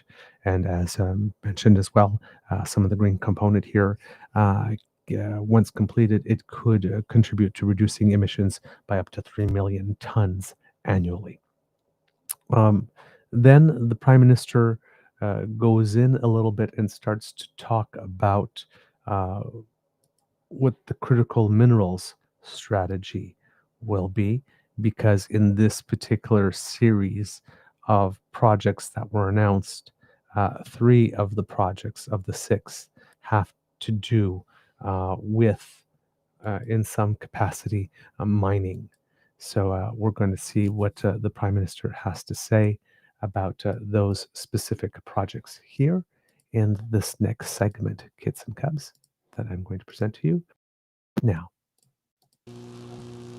The budget makes major investments to advance critical minerals projects, including a $2 billion critical minerals sovereign fund for those projects and a $1.5 billion first and last mile fund for related infrastructure, as well as expanded tax credits for investments. So here in the Golden Triangle, you can see where those applications would come once we build the transmission. In this context, we're referring to the Major Projects Office, Canada Nickel's Crawford project in Ontario, the Nouveau Monde Graphite Matawini mine in Quebec, and the Northcliffe Resources Sisson mine in New Brunswick. To say a few words about each. Crawford will anchor Canada's global leadership in clean industrial materials. It is situated in the world's second largest nickel reserve. It'll produce high-quality, low-carbon nickel, essential for batteries and green steel. Its projected emissions are 90% below the global average, and it has the potential for a net negative carbon footprint. Crawford will set the global standard for the future of responsible mining. The Sisson mine in New Brunswick will produce tungsten, the strongest metal in the world, and it'll position Canada as a reliable supplier for steel manufacturing, defense, and protective equipment. Et enfin, la mine Matawini de Nouveau Monde. So then he continues here in French when he's talking about the Nouveau Monde graphite mine in the Quebec region. And with that, in French, he said, it will transform global battery supply chains, and this project will be integrated into the Battery Materials Manufacturing Center in Bécancour, Quebec, in order to produce batteries used in EVs and energy storage systems. And all of this will be fueled by Quebec's clean energy. The project will attract $1.8 million in investment. So here we're talking about nickel, we're talking about tungsten, we're talking about graphite, three specific minerals. The nickel, very important, not only in stuff like EV batteries, because lithium-ion EV batteries, and the only reason I know this is because my Beaver Sweeties, particularly researching this, has not only lithium, but has cobalt, nickel, and manganese, or NCM 111 chemically, the way that my Beaver Sweetie describes it. And nickel is very important there, but nickel is also an important element in terms of, I believe, reinforcing certain types of steel. So that can be used there. With tungsten, of course, one of the hardest materials in the world, and definitely has some defense applications. And of course, graphite also important for the whole electrification of pretty much everything at this point. Very important elements there. Finally, this is how the Prime Minister has decided to end his prepared remarks anyway, with regard to the announcement of these projects. So sort of the final pitch a little bit. And once again, you will notice that in the final pitch, he emphasizes yet again the issue of climate competitiveness, good union jobs, and Indigenous partnership. Always a central theme whenever he's making these. I've talked a lot about building and specifics of what we're going to build together. But today is not just about what we build, it's also about how we build. We're building sustainably, in each case reducing emissions and investing in a clean energy future. Our energy and critical minerals projects are amongst the lowest carbon in the world. And moreover, they unlock major investments in sustainable growth for generations to come. Secondly, we're building in solidarity with Canadian workers, creating hundreds of thousands of high-paying union jobs.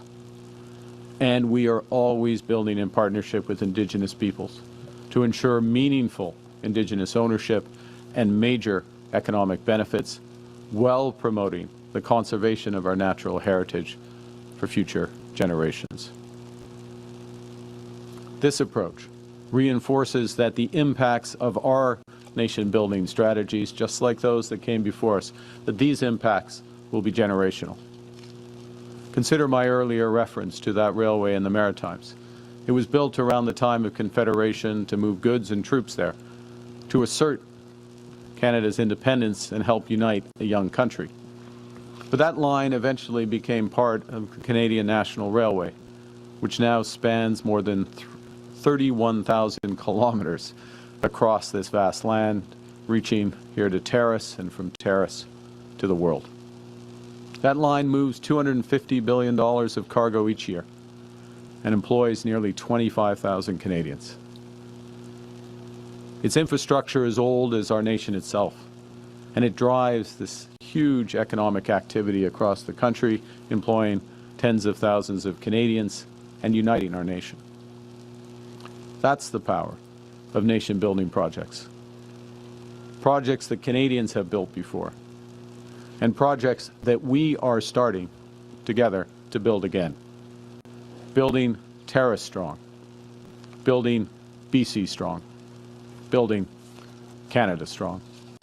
Thank you very much. Merci, and I look forward to your questions. Thanks. So there you go. The overall end statement for the Prime Minister, how he packages it, how he's trying to sell it at the end. Interesting comment here from Kit Bucky. Investment in LNGA, it is indeed a step towards more efficient fuels, or is it a last attempt by ONG interests to keep flogging fossil fuels? Exactly, and that's why I was making that point that, if it's an end point, then yes, but if it is indeed one step, then you need to see the next step of the plan, right? We're not stopping at LNG, but the oil and gas and the coal and all that kind of stuff that is being replaced by LNG is eventually going to be replaced by renewable. Because if that's the overall plan, then it is a step towards more efficient fuels. But if that's just the end goal, okay, we're just going to switch to LNG, then yes, it's the latest attempt by ONG to keep interests, to keep flogging fossil fuels. And that's why, that's the caveat to the caveat, right? We have to just this is only a step towards the next one, because if it's not, then, it's still worth doing in terms of removing dirtier fossil fuels, but it's not the green project everybody thinks it is, if it's not intended from the get-go to be just an intermediary step. Because, yep, exactly, it pollutes. It definitely does. Kit Argos-Akers is right there. All right, so we get this overall sense for the projects. Like I said, very consistent with the first announcement, very consistent styles of projects again from the first announcement as well. All of it is coherent and consistent as a package from what we heard before. Nothing is straying too far from the plan. Nothing's going outside the lines. There's nothing here that needs to be that stands out, or that says, hey, wait a minute, why is this here? This doesn't really seem to fit in with the others. All of it is pretty contained and coherent and cogent, and all of that. You can see again the steps of the plan overall unfolding and coming to be. You can see these projects, and you can sit there as a person who is fair-minded, of good faith, reasonably intelligent, reasonably informed, reasonably able to connect some dots, and do some critical thinking and, some deductive reasoning on your own, and see where it is that these pieces fit in a plan, and how they could be critical elements, how some of them could even be anchoring elements in certain industries, and where the potential to grow from there could be. Right. This part is pretty obvious. So in that sense, it's a good announcement. Then of course, right, comes the old saying, okay, we've got a plan. Now will it survive first contact? And that's what we have to see. But as the Prime Minister keeps on saying, plan beats no plan. And at least he's got a plan. And again, in terms of planning, everything there, all the elements have been hit. The things have that are needed are thought of. You can see in a lot of these areas where certain things can have a second level application as well, with regards to developing new technology, new processes. There's a lot of intellectual property that can be developed in the process of doing that, that can be exported, some technical expertise that can then be exported. Um, right. Um, Additional um, electricity generation, that's stuff that can be exported if not needed immediately, or be used to attract other types of businesses that have higher energy needs that want to be climate competitive on the world scene. There's a lot of doors opening here in these types of projects for what can happen down the road. But again, remember, kits and cubs, it is still a certain number of years down the road, and we have to be able to uh, get to that point and be patient enough as a country in order for us to have the time to see this plan develop and for us to get there. The one concern that I still have, and that I've been mentioning a lot since Prime Minister Mark Carney has become Prime Minister, I'm still not seeing much evidence of this government dealing with affordability issues now, because these are projects that are going to be happening over the next couple of years. And I'm not seeing the element in the budget, right? I'm not seeing all those supports that would be going into the operational funding budget, the one that he's trying to cut significantly over the next 3 years to ensure that people are well taken care of, that people that have lost their jobs, other than more generous EI and better access to retraining or retooling, there doesn't seem to be any there to support income or support families. And I don't see much with regard to addressing the cost of living in the immediate term. Now, financial data that we are getting seems to be indicating that there might be less of a pressing need to do that right now, but it would still be important to have it, right? And there's a certain element of this. You can only reduce costs so much in a world where you do need some inflation, right? The Bank of Canada's inflation target is not zero, it's between 2 and 3%. You need some inflation in the system. Um, so yeah, there's only so much you can reduce the cost of things. At some point, it really has to be about more people having more money in their pockets to be able to afford things that are increasing in prices. Right. So wages growing faster than inflation, for example, is one of these key important things.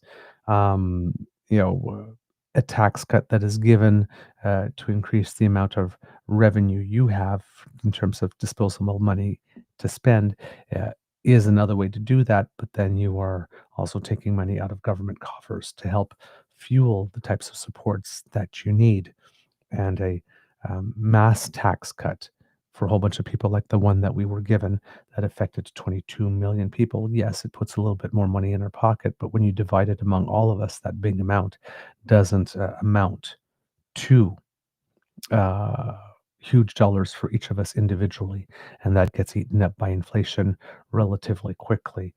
Just regular inflation, but regular inflation goes up 2%, but your house insurance went up 8 or 9. Well, that could be the totality of your tax savings in right in 1 year, and you don't see no net benefit to your quality of life because the insurance company took the entire tax cut off your plate, and you still can't afford more food, right?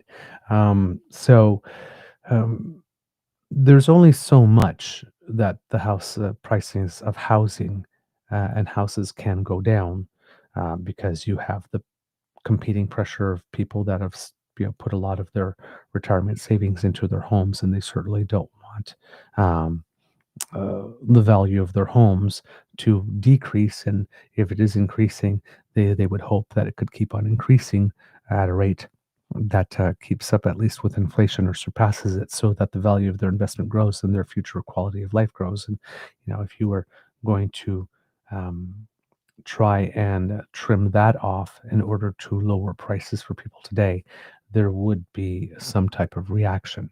So a lot of this has to do, if we're going to increase affordability, really, if we're being honest, we have to try to find a way to increase people's take home pay. So by having wages increase higher than inflation, and by things um, uh, such as, um, for example, in these types of projects, creating jobs that are indeed unionized, that have better salaries and better benefits, so that people can have good quality of life while they are working in these sectors.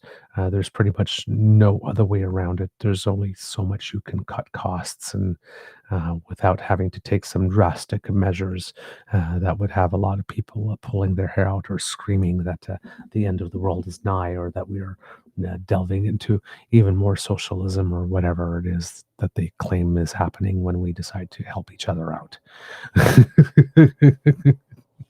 But still, these things matter. There is an entire question and answer section that comes after this press conference that I invite you to watch. There's nothing particularly eye-popping in the answers, but there are some questions with regard to some Indigenous opposition and how things are sitting with Alberta, because Danielle Smith was pretty much saying, I expect a pipeline to be on this list, and there is no pipeline on this list, as we told you would be the case. Right, the project is just not further ahead, but it seems that the Prime Minister again has worked his magic and has managed to keep Danielle Smith very, very happy, because on their end they are working on a memorandum of understanding with regard to setting some terms and ground rules and ground baseline agreements between the federal government and the government of Alberta as to how such a pipeline project could be pursued. The one disappointing thing, however, if you are an Albertan, this is now 2 rounds of projects where there is nothing for Alberta, even though the Pathways project has been identified as a longer term project that they are indeed working on. And the Prime Minister and Danielle Smith are working on this memorandum of understanding for another pipeline. The ball is still in Danielle's court to find the proponent, and she's still nowhere near doing that. She's hoping that the having this memorandum of understanding in hand, that she'll be able to go out and see, we have this, now come and invest. I don't think that's going to work for her as well as she thinks it is. But for the moment, for the rest of us, it's keeping her happy and it's keeping her quiet. So we'll take that win.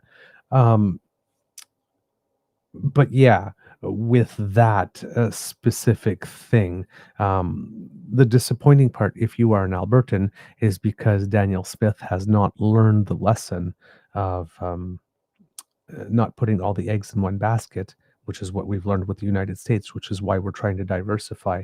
Danielle Smith, when it comes to major projects of national importance, has put all her eggs in the pipeline basket. Now, a pipeline specifically, especially a bitumen pipeline, would probably never make the major projects list, because it has the 5 criteria, right? High probability of success and completion. Not that much. Indigenous partnership in a manner that's constructive, probably not so much. Has a green component, probably not so much. That's the whole reason that this Pathways Grand Bargain Alliance thing had to be done, because if they can at least capture the carbon that is generated in the process of extracting the oil, what they call decarbonized oil, but the oil itself is not actually decarbonized, because if you burn it, it has the exact same, and it's not like they're going into the oil and removing the carbon out of the oil so that when you burn it, there's less carbon. It's just, trying to reduce the amount of emissions produced in the process of extracting the oil and shipping it across and stuff like that to as close to zero as possible, which is still good and still needs to be done, because oil is going to be with us for a while, if only for plastics, right? Mr. Grizzly keeps on pointing out, go into a medical hospital and try to find anything that doesn't have some type of plastic, therefore petroleum, in it. right? Good luck. Um, yes, in that part, still very, very important, but it's not decarbonized oil as as I would think of it if you told me decarbonized oil, right? It's not decarbonized oil in the same way that fat-free yogurt is fat-free, right? The carbon is still in the oil itself.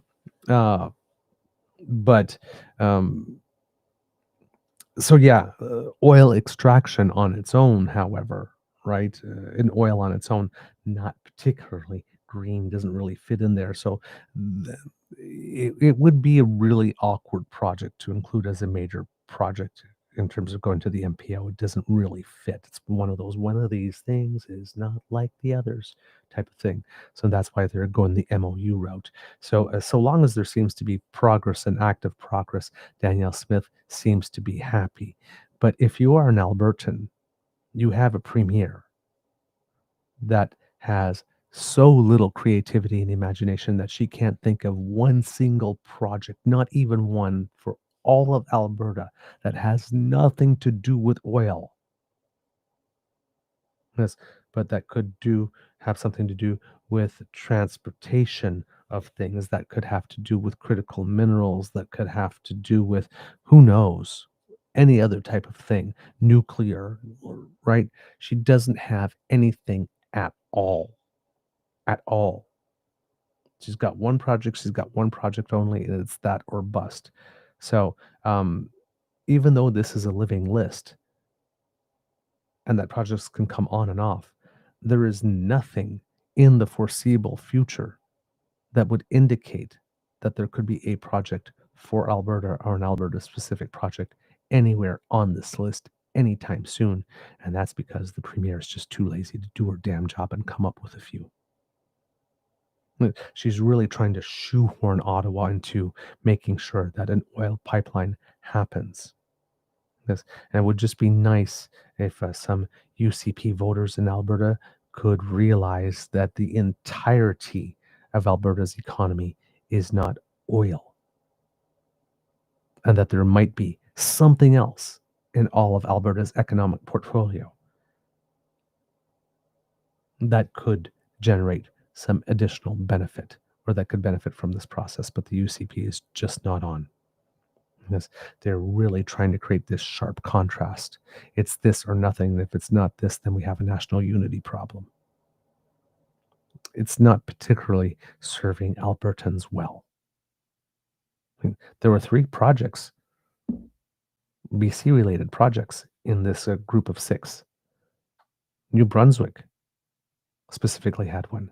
There is no reason, after a series of 2 sets of announcements, that there is absolutely nothing in there for the 4th most populous province of Canada. But that's the situation, and the reason that that's the situation is because the premier has presented nothing. I've tried nothing, and I'm all out of ideas. If I was in Alberta, I'd be right pissed right now, but I'd be right pissed at my provincial government. Because this is just like on renewables, when she pulled out and decided, no, I'm going to slow. We were a leader, but we're just going to let that leadership go and let the rest of the world take over our advantage on that. She's doing that with any type of major project whatsoever. Any type. Because she's just foregoing the entire opportunity and betting it all on black. It's not particularly sound planning. It's not particularly good governance. There should be more screams going, hey, why are you letting this opportunity just sail past us? But that's Danielle Smith. She's an oil lobbyist masquerading as a premier. And she's doing that job faithfully to whoever is pulling her strings. But yeah, none of this is in the best interest of Albertans. You should be flooding the zone with ideas and projects so that if one doesn't get picked up, at least there is something going on and Alberta gets their fair share. But she's not doing that, and of course, if that, oil pipeline never comes and, we're in year 2 or 3 of this, and there's now, like, $300 billion dollars of worth of investment projects, and none of them are going to Alberta, it's gonna be holy hell. "Oh, look at what Canada's doing to us. Look what Ottawa's doing to us again. Look what those damn Liberals are doing to us." No, no, it's what you didn't do. We all invited you to the party, you decided not to come. We invited you to a party. It's like we're inviting Danielle Smith to, Alberta through Danielle Smith to come to the party, and Danielle Smith is going, "Yeah, but will Prince Edward Island be there? Because if she's there, I'm not coming." Right? Type thing. And it's like, dude, it's my party. I invite who I want at my party because it's my party. So if you are not going to come to my party because I have another friend that I would like to be at the party also, um, if that's more important to you than actually being at my party to participate in my joy, then more power to you. But I'm not going to disinvite my other friend just because you can't stand them. It's like, and if your participation in my party is contingent upon me not inviting another friend, why would I do that? Right? So it doesn't, what Danielle Smith is strategically doesn't even make sense. Like I know that in her mind she is seeing that if I focus everything on that, because it creates additional pressure on the federal government to approve that, because if there's not that, then they know I'm going to blow a gasket, and I'm going to threaten national unity all over again, whatnot. And he certainly doesn't want that. But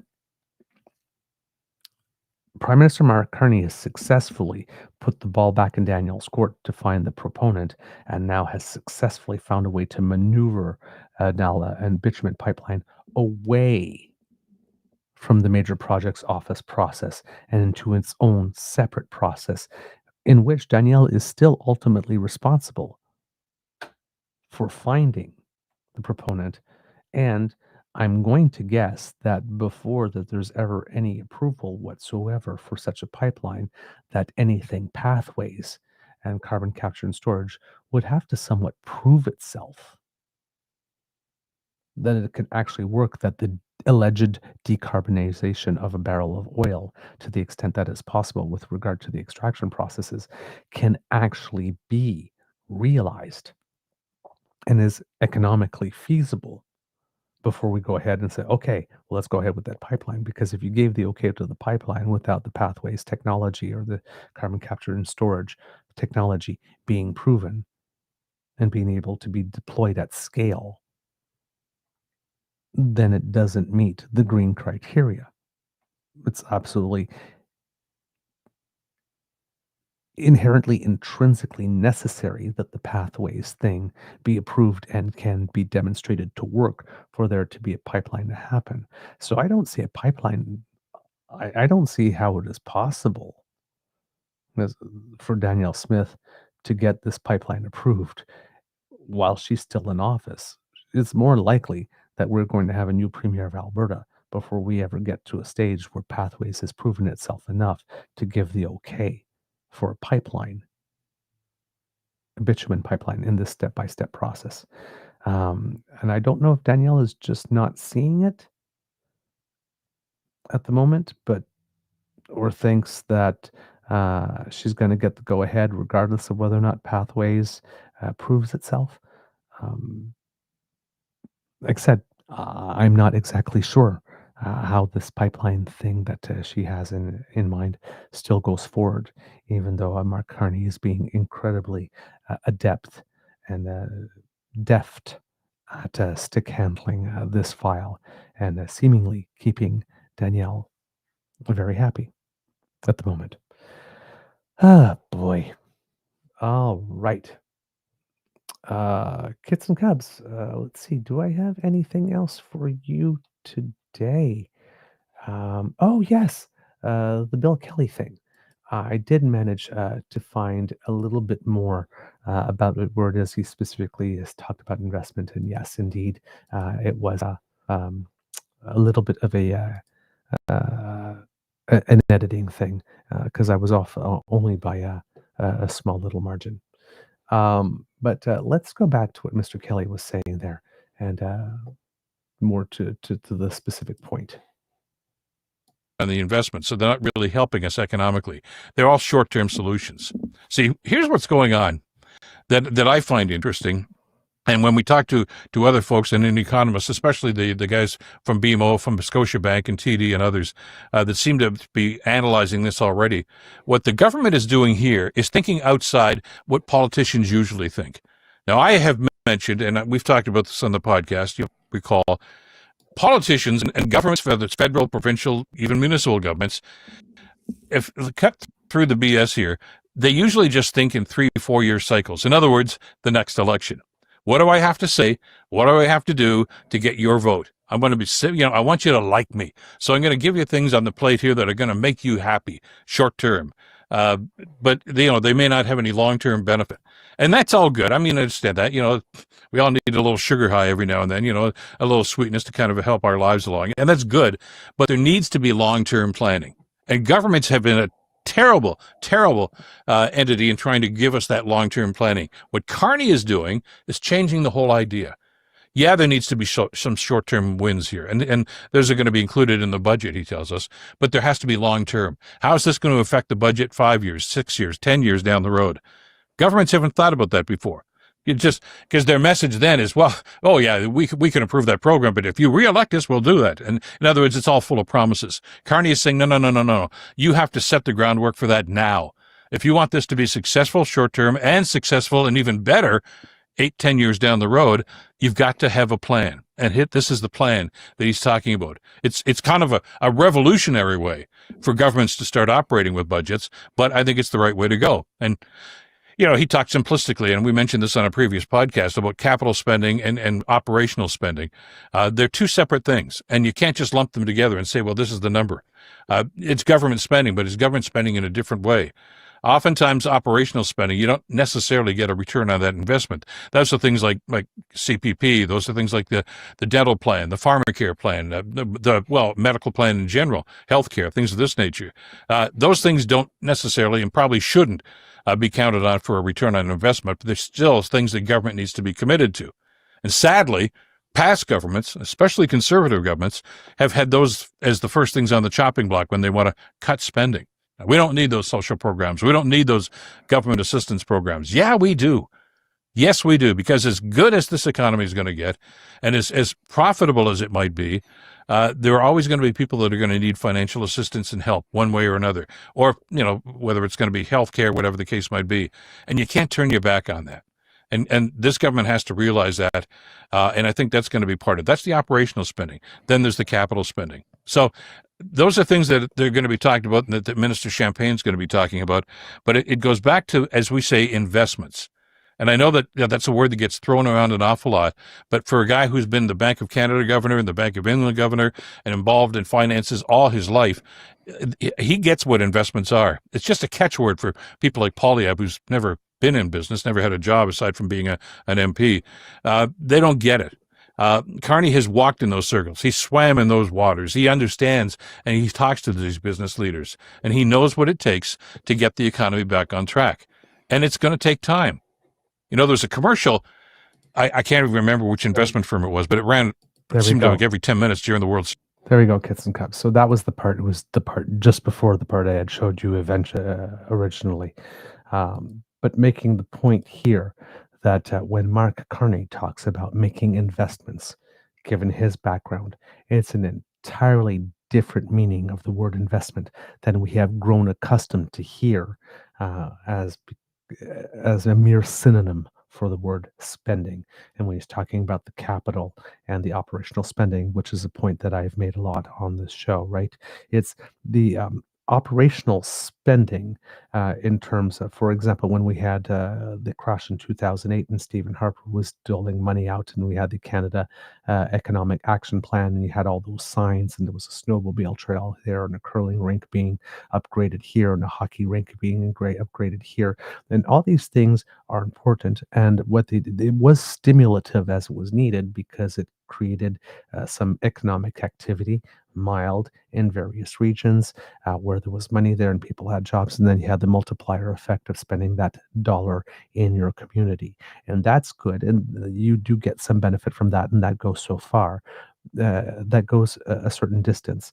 But in this particular case, when we're talking about capital investments and keeping this money, not only do you get the multiplier effect from keeping the money in the community type of stuff, but then you get a tangible benefit, right? You get a tangible asset, you get something that's there that creates jobs that then create more of those dollars that get that circulative effect in the community, right?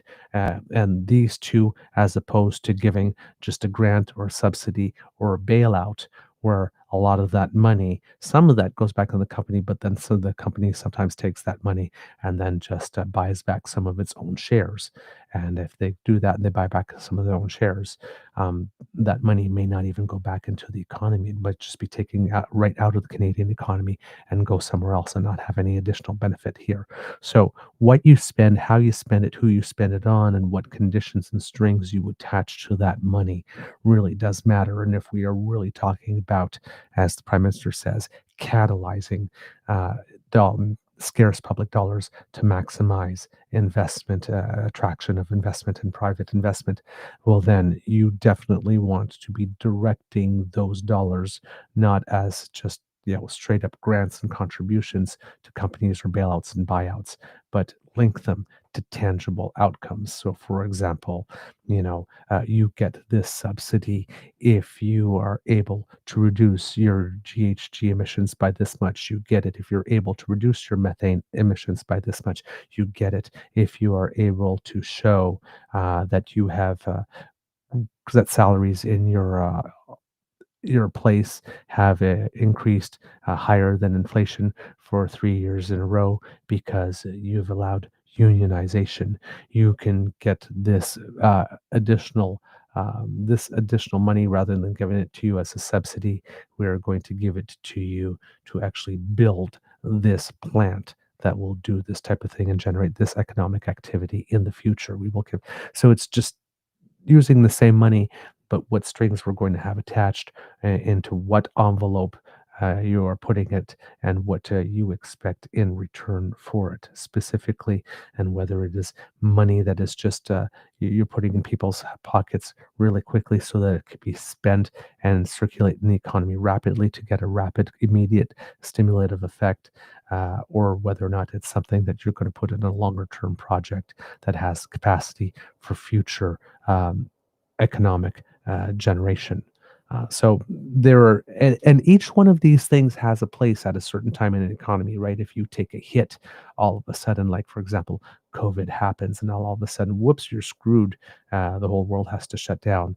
Then, money immediate in your pocket for an immediate stimulative effect to keep the wheels of the economy going, keep people buying stuff, keep inventories depleting so that there's a need to replace these inventories so you have these jobs and that people can go to. That's very important. But in a case like this, where the economy is, for all intents and purposes, it's not great, but humming along on those aspects, well, then, you might want to be looking at something that is, longer term and future generating as well, which is what we are doing in this particular instance. Like I said, my only main concern is that we may be ignoring the near-term issues of affordability, which are still very real for a lot of people, and not directing a lot of money towards that, because that would be operational money that, again, right, sugar high money, that quick money given to people so that it circulates into the economy and is stimulative, but that does not necessarily go to anything long term. There is not a lot of that, and there doesn't seem to be a lot in the budget to address those types of things. So those issues are going to continue being pressed, and that's an issue on which Pierre Poilievre, unfortunately, is focused and keeps hammering, and it is an exposed flank with regards to this government. Now, whether or not the government is making the bet that Pierre Poilievre doesn't really have much to offer in terms of solutions with regard to that, and is still back to repeating the same old things he's been saying for the last 2-3 years, and therefore people might be more interested in what Carney is doing. It still doesn't change the fact that we are in a K-shaped economy. Again, when I say that, if you think of the letter K, you've got the bar that's straight up and down, but then you've got one bar going up and one bar going down. And that bar going up is about 10% of people in the economy. They're doing really well. You know, they're well invested. They've got stocks, they've got property, they've got all that type of stuff. And, you know, as this frothy business environment is happening, as the price of gold is going up, as stock markets are going up, and even though things are completely overvalued, they are doing very well. But everybody that's on the bottom part of that K, about 90% of us, you know, if our salaries are not growing to keep up with the cost of inflation, or even if they are, or if they are surpassing the cost of inflation, but our insurance fees are going up way higher, any other types of things that we're doing, and that comfort is being eroded away gradually and slowly. Um, these types of big investments don't necessarily, that might have that generative effect 3, 4, 5 years down the road, don't help us now. And waiting 3 or 4, 5 years for the benefits of that to fall down upon us, if they do, um, while we're still dealing with affordability measures, there's only a certain amount of patience for that within the overall social psyche. And there is going to come a time where the prime minister is going to have to address that. A possible hypothesis is that the prime minister, being a central banker, is seeing that yes, there are some pressures, but there isn't a need to really address that now, so they can focus more of the money into that income and economic activity and investment generating type of activity at the moment. And so something get a little tight over the following year, that there might be some funds there at that point that can be put towards the operational one, and to help people with the day-to-day costs of living. But there doesn't seem to be much right now, and nothing really coming down the pike.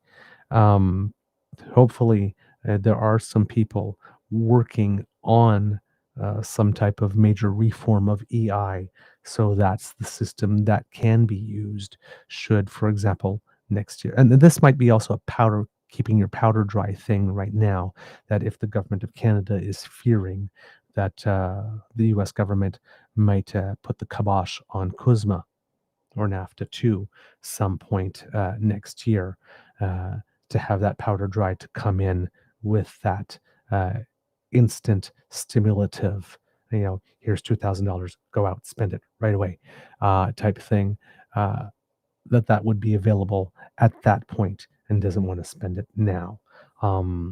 Which is what we saw with the tax cut, right? When Pierre Poilievre at first was offering a much, no, not much bigger tax cut, but a bigger tax cut than the prime minister was offering. And then we found out, came come the budget, how Mr. Poilievre was having fun with numbers, and it actually had changed the numbers so that his tax cut was actually less at first, and then back-ended near the end. But committing to a whole second year of tax cuts that were not necessary to commit to at the time, because we had no idea what the economic situation would be. So he was forward spending, depleting some capital.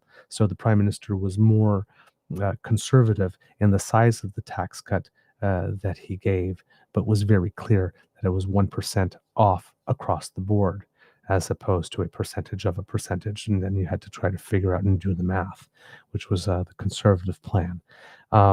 So it could also be that similar type of caution that the prime minister is exercising, not putting the money up now, because we still have 85% of our trade protected under CUSMA, and having that pot of money available, or going into that pot of money should the rug be pulled out from under us with CUSMA.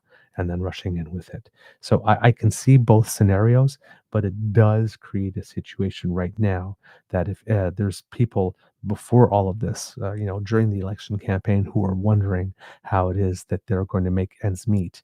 And if you're already on the lower end of the economic scale, you're probably not paying that much in taxes. So that tax cut probably didn't make a massive material difference for you on an annual basis of how much more you're going to be able to afford, or how much more breathing room you have after you pay your rent.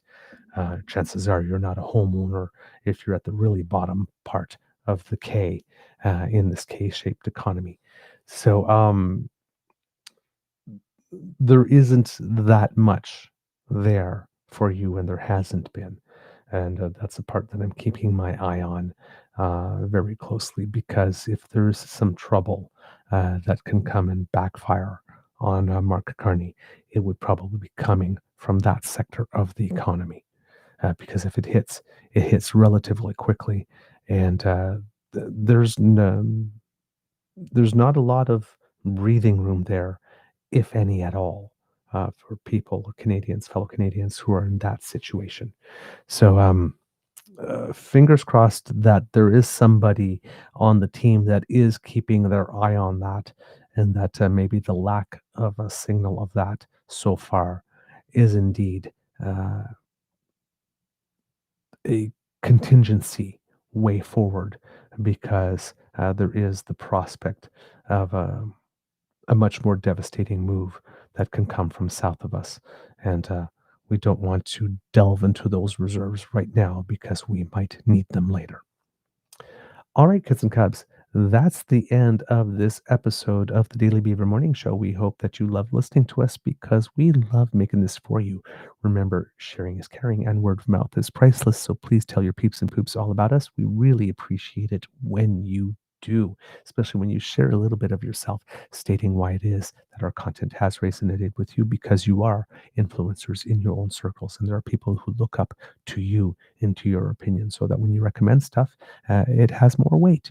So thank you, because that type of advertising is priceless for us.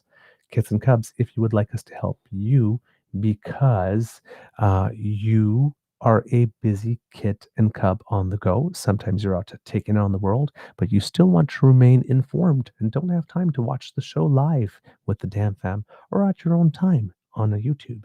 So thanks to the Ray Girl, kids and cubs, you can go to our Podpage site if you scan this QR code, podpage.com/the truenortheagerbeaver with hyphen between each one of those words. And when we have something fresh off the bandwidth, the podcast bandwidth, it comes directly to your favorite podcast feed. And then, lightweight and portable as we are, you can pop us in your ears. And there you go. You are being an active member in society, getting through your day, taking care of your family, your friends, your loved ones, your community, and remaining informed at the same time. Now, if you would like to help us, kids and cubs, well, we would certainly be very, very welcoming of your help. And you can do that by taking a trip to our YouTube page and clicking on our buttons like, share, and subscribe. Kids Elaine and Cassie would definitely approve, not improve, approve, and it helps us with the algorithm when you do. And when we see our numbers go up, we get a little bit happy as well. So thank you for all of that. And if you would like to support us in other ways, say financially, because we do incur some costs to bring this show to you, and we would appreciate your help with that. That QR code that just appeared would bring you to our coffee page, which is ko-fi.com/eagerbeaver, all in one word. And there you will find the emergency hydration fund, where for only a couple of toonies and loonies, you can do your part to fight the terrible, terrible scourge that is dry beaver, and keep your favorite beaver, that would be moi, very, very moist. Because a moist beaver is a very happy beaver. And I'm a very happy beaver. So there you go. You've been doing your job, kids and cubs. Thank you for all of your support. Now, if you are buying Canadian, which I know a lot of you are, we have a way for you to contribute to the hydration fund that respects that. truenortheagerbeaver@gmail.com is our email address. If you send us a direct bank transfer, boom, the Broligarchy in the United States gets no cut whatsoever. Your donation, we get it all. Your donation goes further. It's a win-win-win. And of course, if you're watching on YouTube, we have our super chat and our memberships. Please, if you can support us that way, every drop and tittle adds to the pot. Soon you got the kid as well as the poodle. That's a quote from Madonna's song More from Dick Tracy. Once you have it all, nothing's better than more, more, more. So, uh, and so if you do have more, we will gladly, and graciously accept it. So thank you, Kits and Cubs, for all you do for us. Because democracy is something that you do, Kits and Cubs. House of Commons petition number 6821. Um, oops. We are experiencing some the technical difficulties that had been being experienced have now been resolved. So there you go. House of Commons petitions E6821 to make it such that our MPs pass some type of law that encourage media ownership in Canada to be owned by Canadians for Canadians to produce news that is in the best interest of Canadians. Very important petition. If you can take some time to sign it, Kits and Cubs, we would be very happy. I just included a link in the chat for you. We are now at 6,039 signatures, so it is starting to grow and gain some momentum. Very excited about that. And of course, Kits and Cubs, our tried and true petition number E6679, signature date closes in 13 days.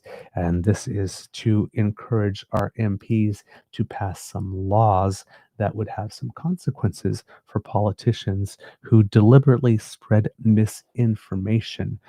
This petition has 40,708 signatures so far, and 13 days left for you to put your signature on that.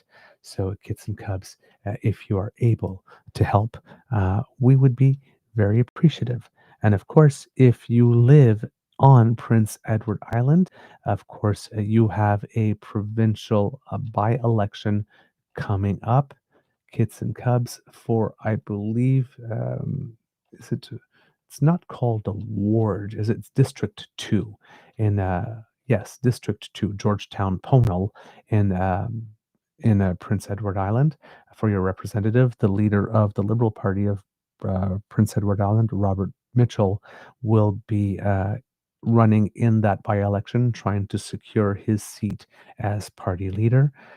Deadline for candidate nominations is Friday, November 21st at 2 p.m. So one more week. If you are considering maybe running for something, and advance polls will take place on November 29th, December 1st, and December 5th. Voting will be open from 9 a.m. to 7 p.m. each of those days. With voting day itself, main voting day being on December 8th. So please, Kits and Cubs, if you have the opportunity there, make sure that you are getting ready to plan your vote and all of that good stuff, because it matters. And let's see if the leader of the PEI Liberal Party will get a seat there. He might have a good chance, because this is a district that this particular candidate is familiar with. I think that they've either lived in the area for a while, or that he grew up. Yeah, he grew up. Sorry, in Eastern PEI and spent much time in the district throughout his life. So a district with which he's familiar, and that might be a bit of an edge for him. But again, we'll see. That's why we go and vote, right? Mm-hmm. There you go. Words of wisdom, Kits and Cubs. If it is as gorgeous a day where you are as it is, get outside and enjoy not, I wouldn't say the last sunlight, but enjoy some sunshine today and a little bit of fresh air. Maybe take a nice walk well, with someone you care about, or alone if you like solitude and just want some time with your thoughts. But it might be a lovely day for a walk and just to get some fresh air and, you know, get your legs moving, get the blood circulating, and all that kind of good stuff. So, those are my words of wisdom. Just to move. Motion is lotion, like this. And if you can do it while enjoying the great outdoors, why not? Okay, kids and cubs, it could be a tough world out there. So please be kind to and gentle with yourself. And now, at the count of three, if I may beg your indulgence, could you please, kids and cubs, say, Mr. Beaver, please cue the cock on one, two, three. I heard you. I heard you. All of you. You did it in such beautiful unison. How? How can I say no? I just can't. You are listening to a True North Eager Beaver Media Incorporated podcast. The True North Eager Beaver podcasts are proudly brought to you by our founding sponsors, the Misfit Mysteries from Corvid Moon Publishing, your source for science fiction, fantasy, and cozy mysteries featuring a broad diversity of characters. CanadianTarot.com, their uniquely Canadian online eclectic tarot community, and the Peppermaster, hot pepper sauces made from farm-fresh ingredients to thrill your taste buds and expand your mind. We are grateful to the Crier Media Network for its support, Pete Jarvis for our artwork, and Paul Joseph Something for our opening and closing sequence music.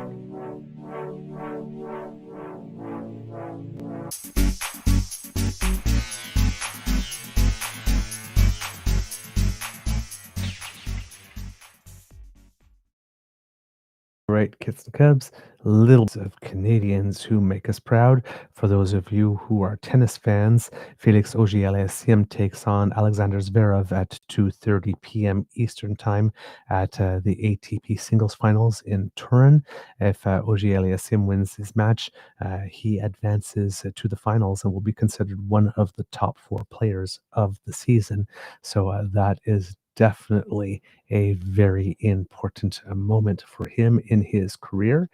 And we also, kids and cubs, have someone to celebrate here, and we will show you their lovely smiling face.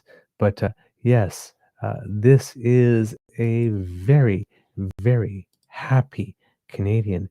As you can see, they are holding what appears to be a very shiny bronze medal, and that is Sofiane Metot, who finished on the podium at the Trampoline World Championships on Sunday in Pamplona, Spain, taking home a bronze medal, finishing 10th in the qualifying rounds, meaning she was the last to qualify for the final. The Quebec native won bronze in the women's individual event with a score of 56.810.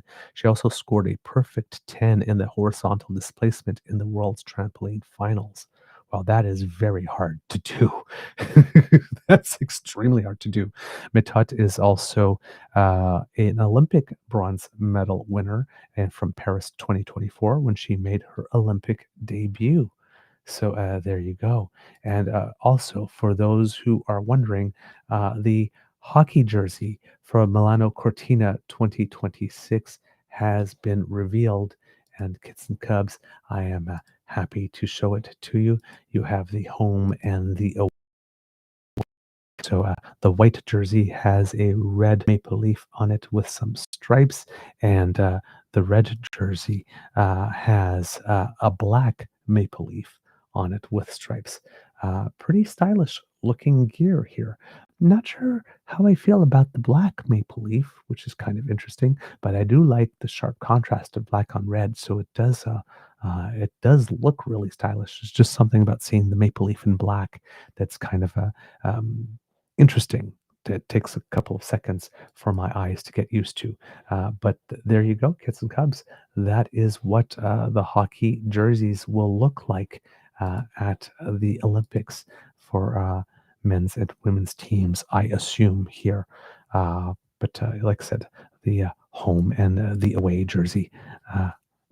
So again, less than 100 days. I'm very excited. As you know, kids and cubs, I'm this big Olympic nut, and hopefully once again we'll be able to have our good friend Devin Haru come in to visit us and give us a preview of the Olympics, Winter Olympics and Winter Paralympics as we go in to another season of grabbing our flags and sitting in front of the TV and yelling at the top of our lungs until we are hoarse, which is our civic duty during the Olympics. All right, kids and cubs, that's all for me right now. All of you have a most beaverific day. And like magic, I am gone. Amour et bisous. See you on Monday.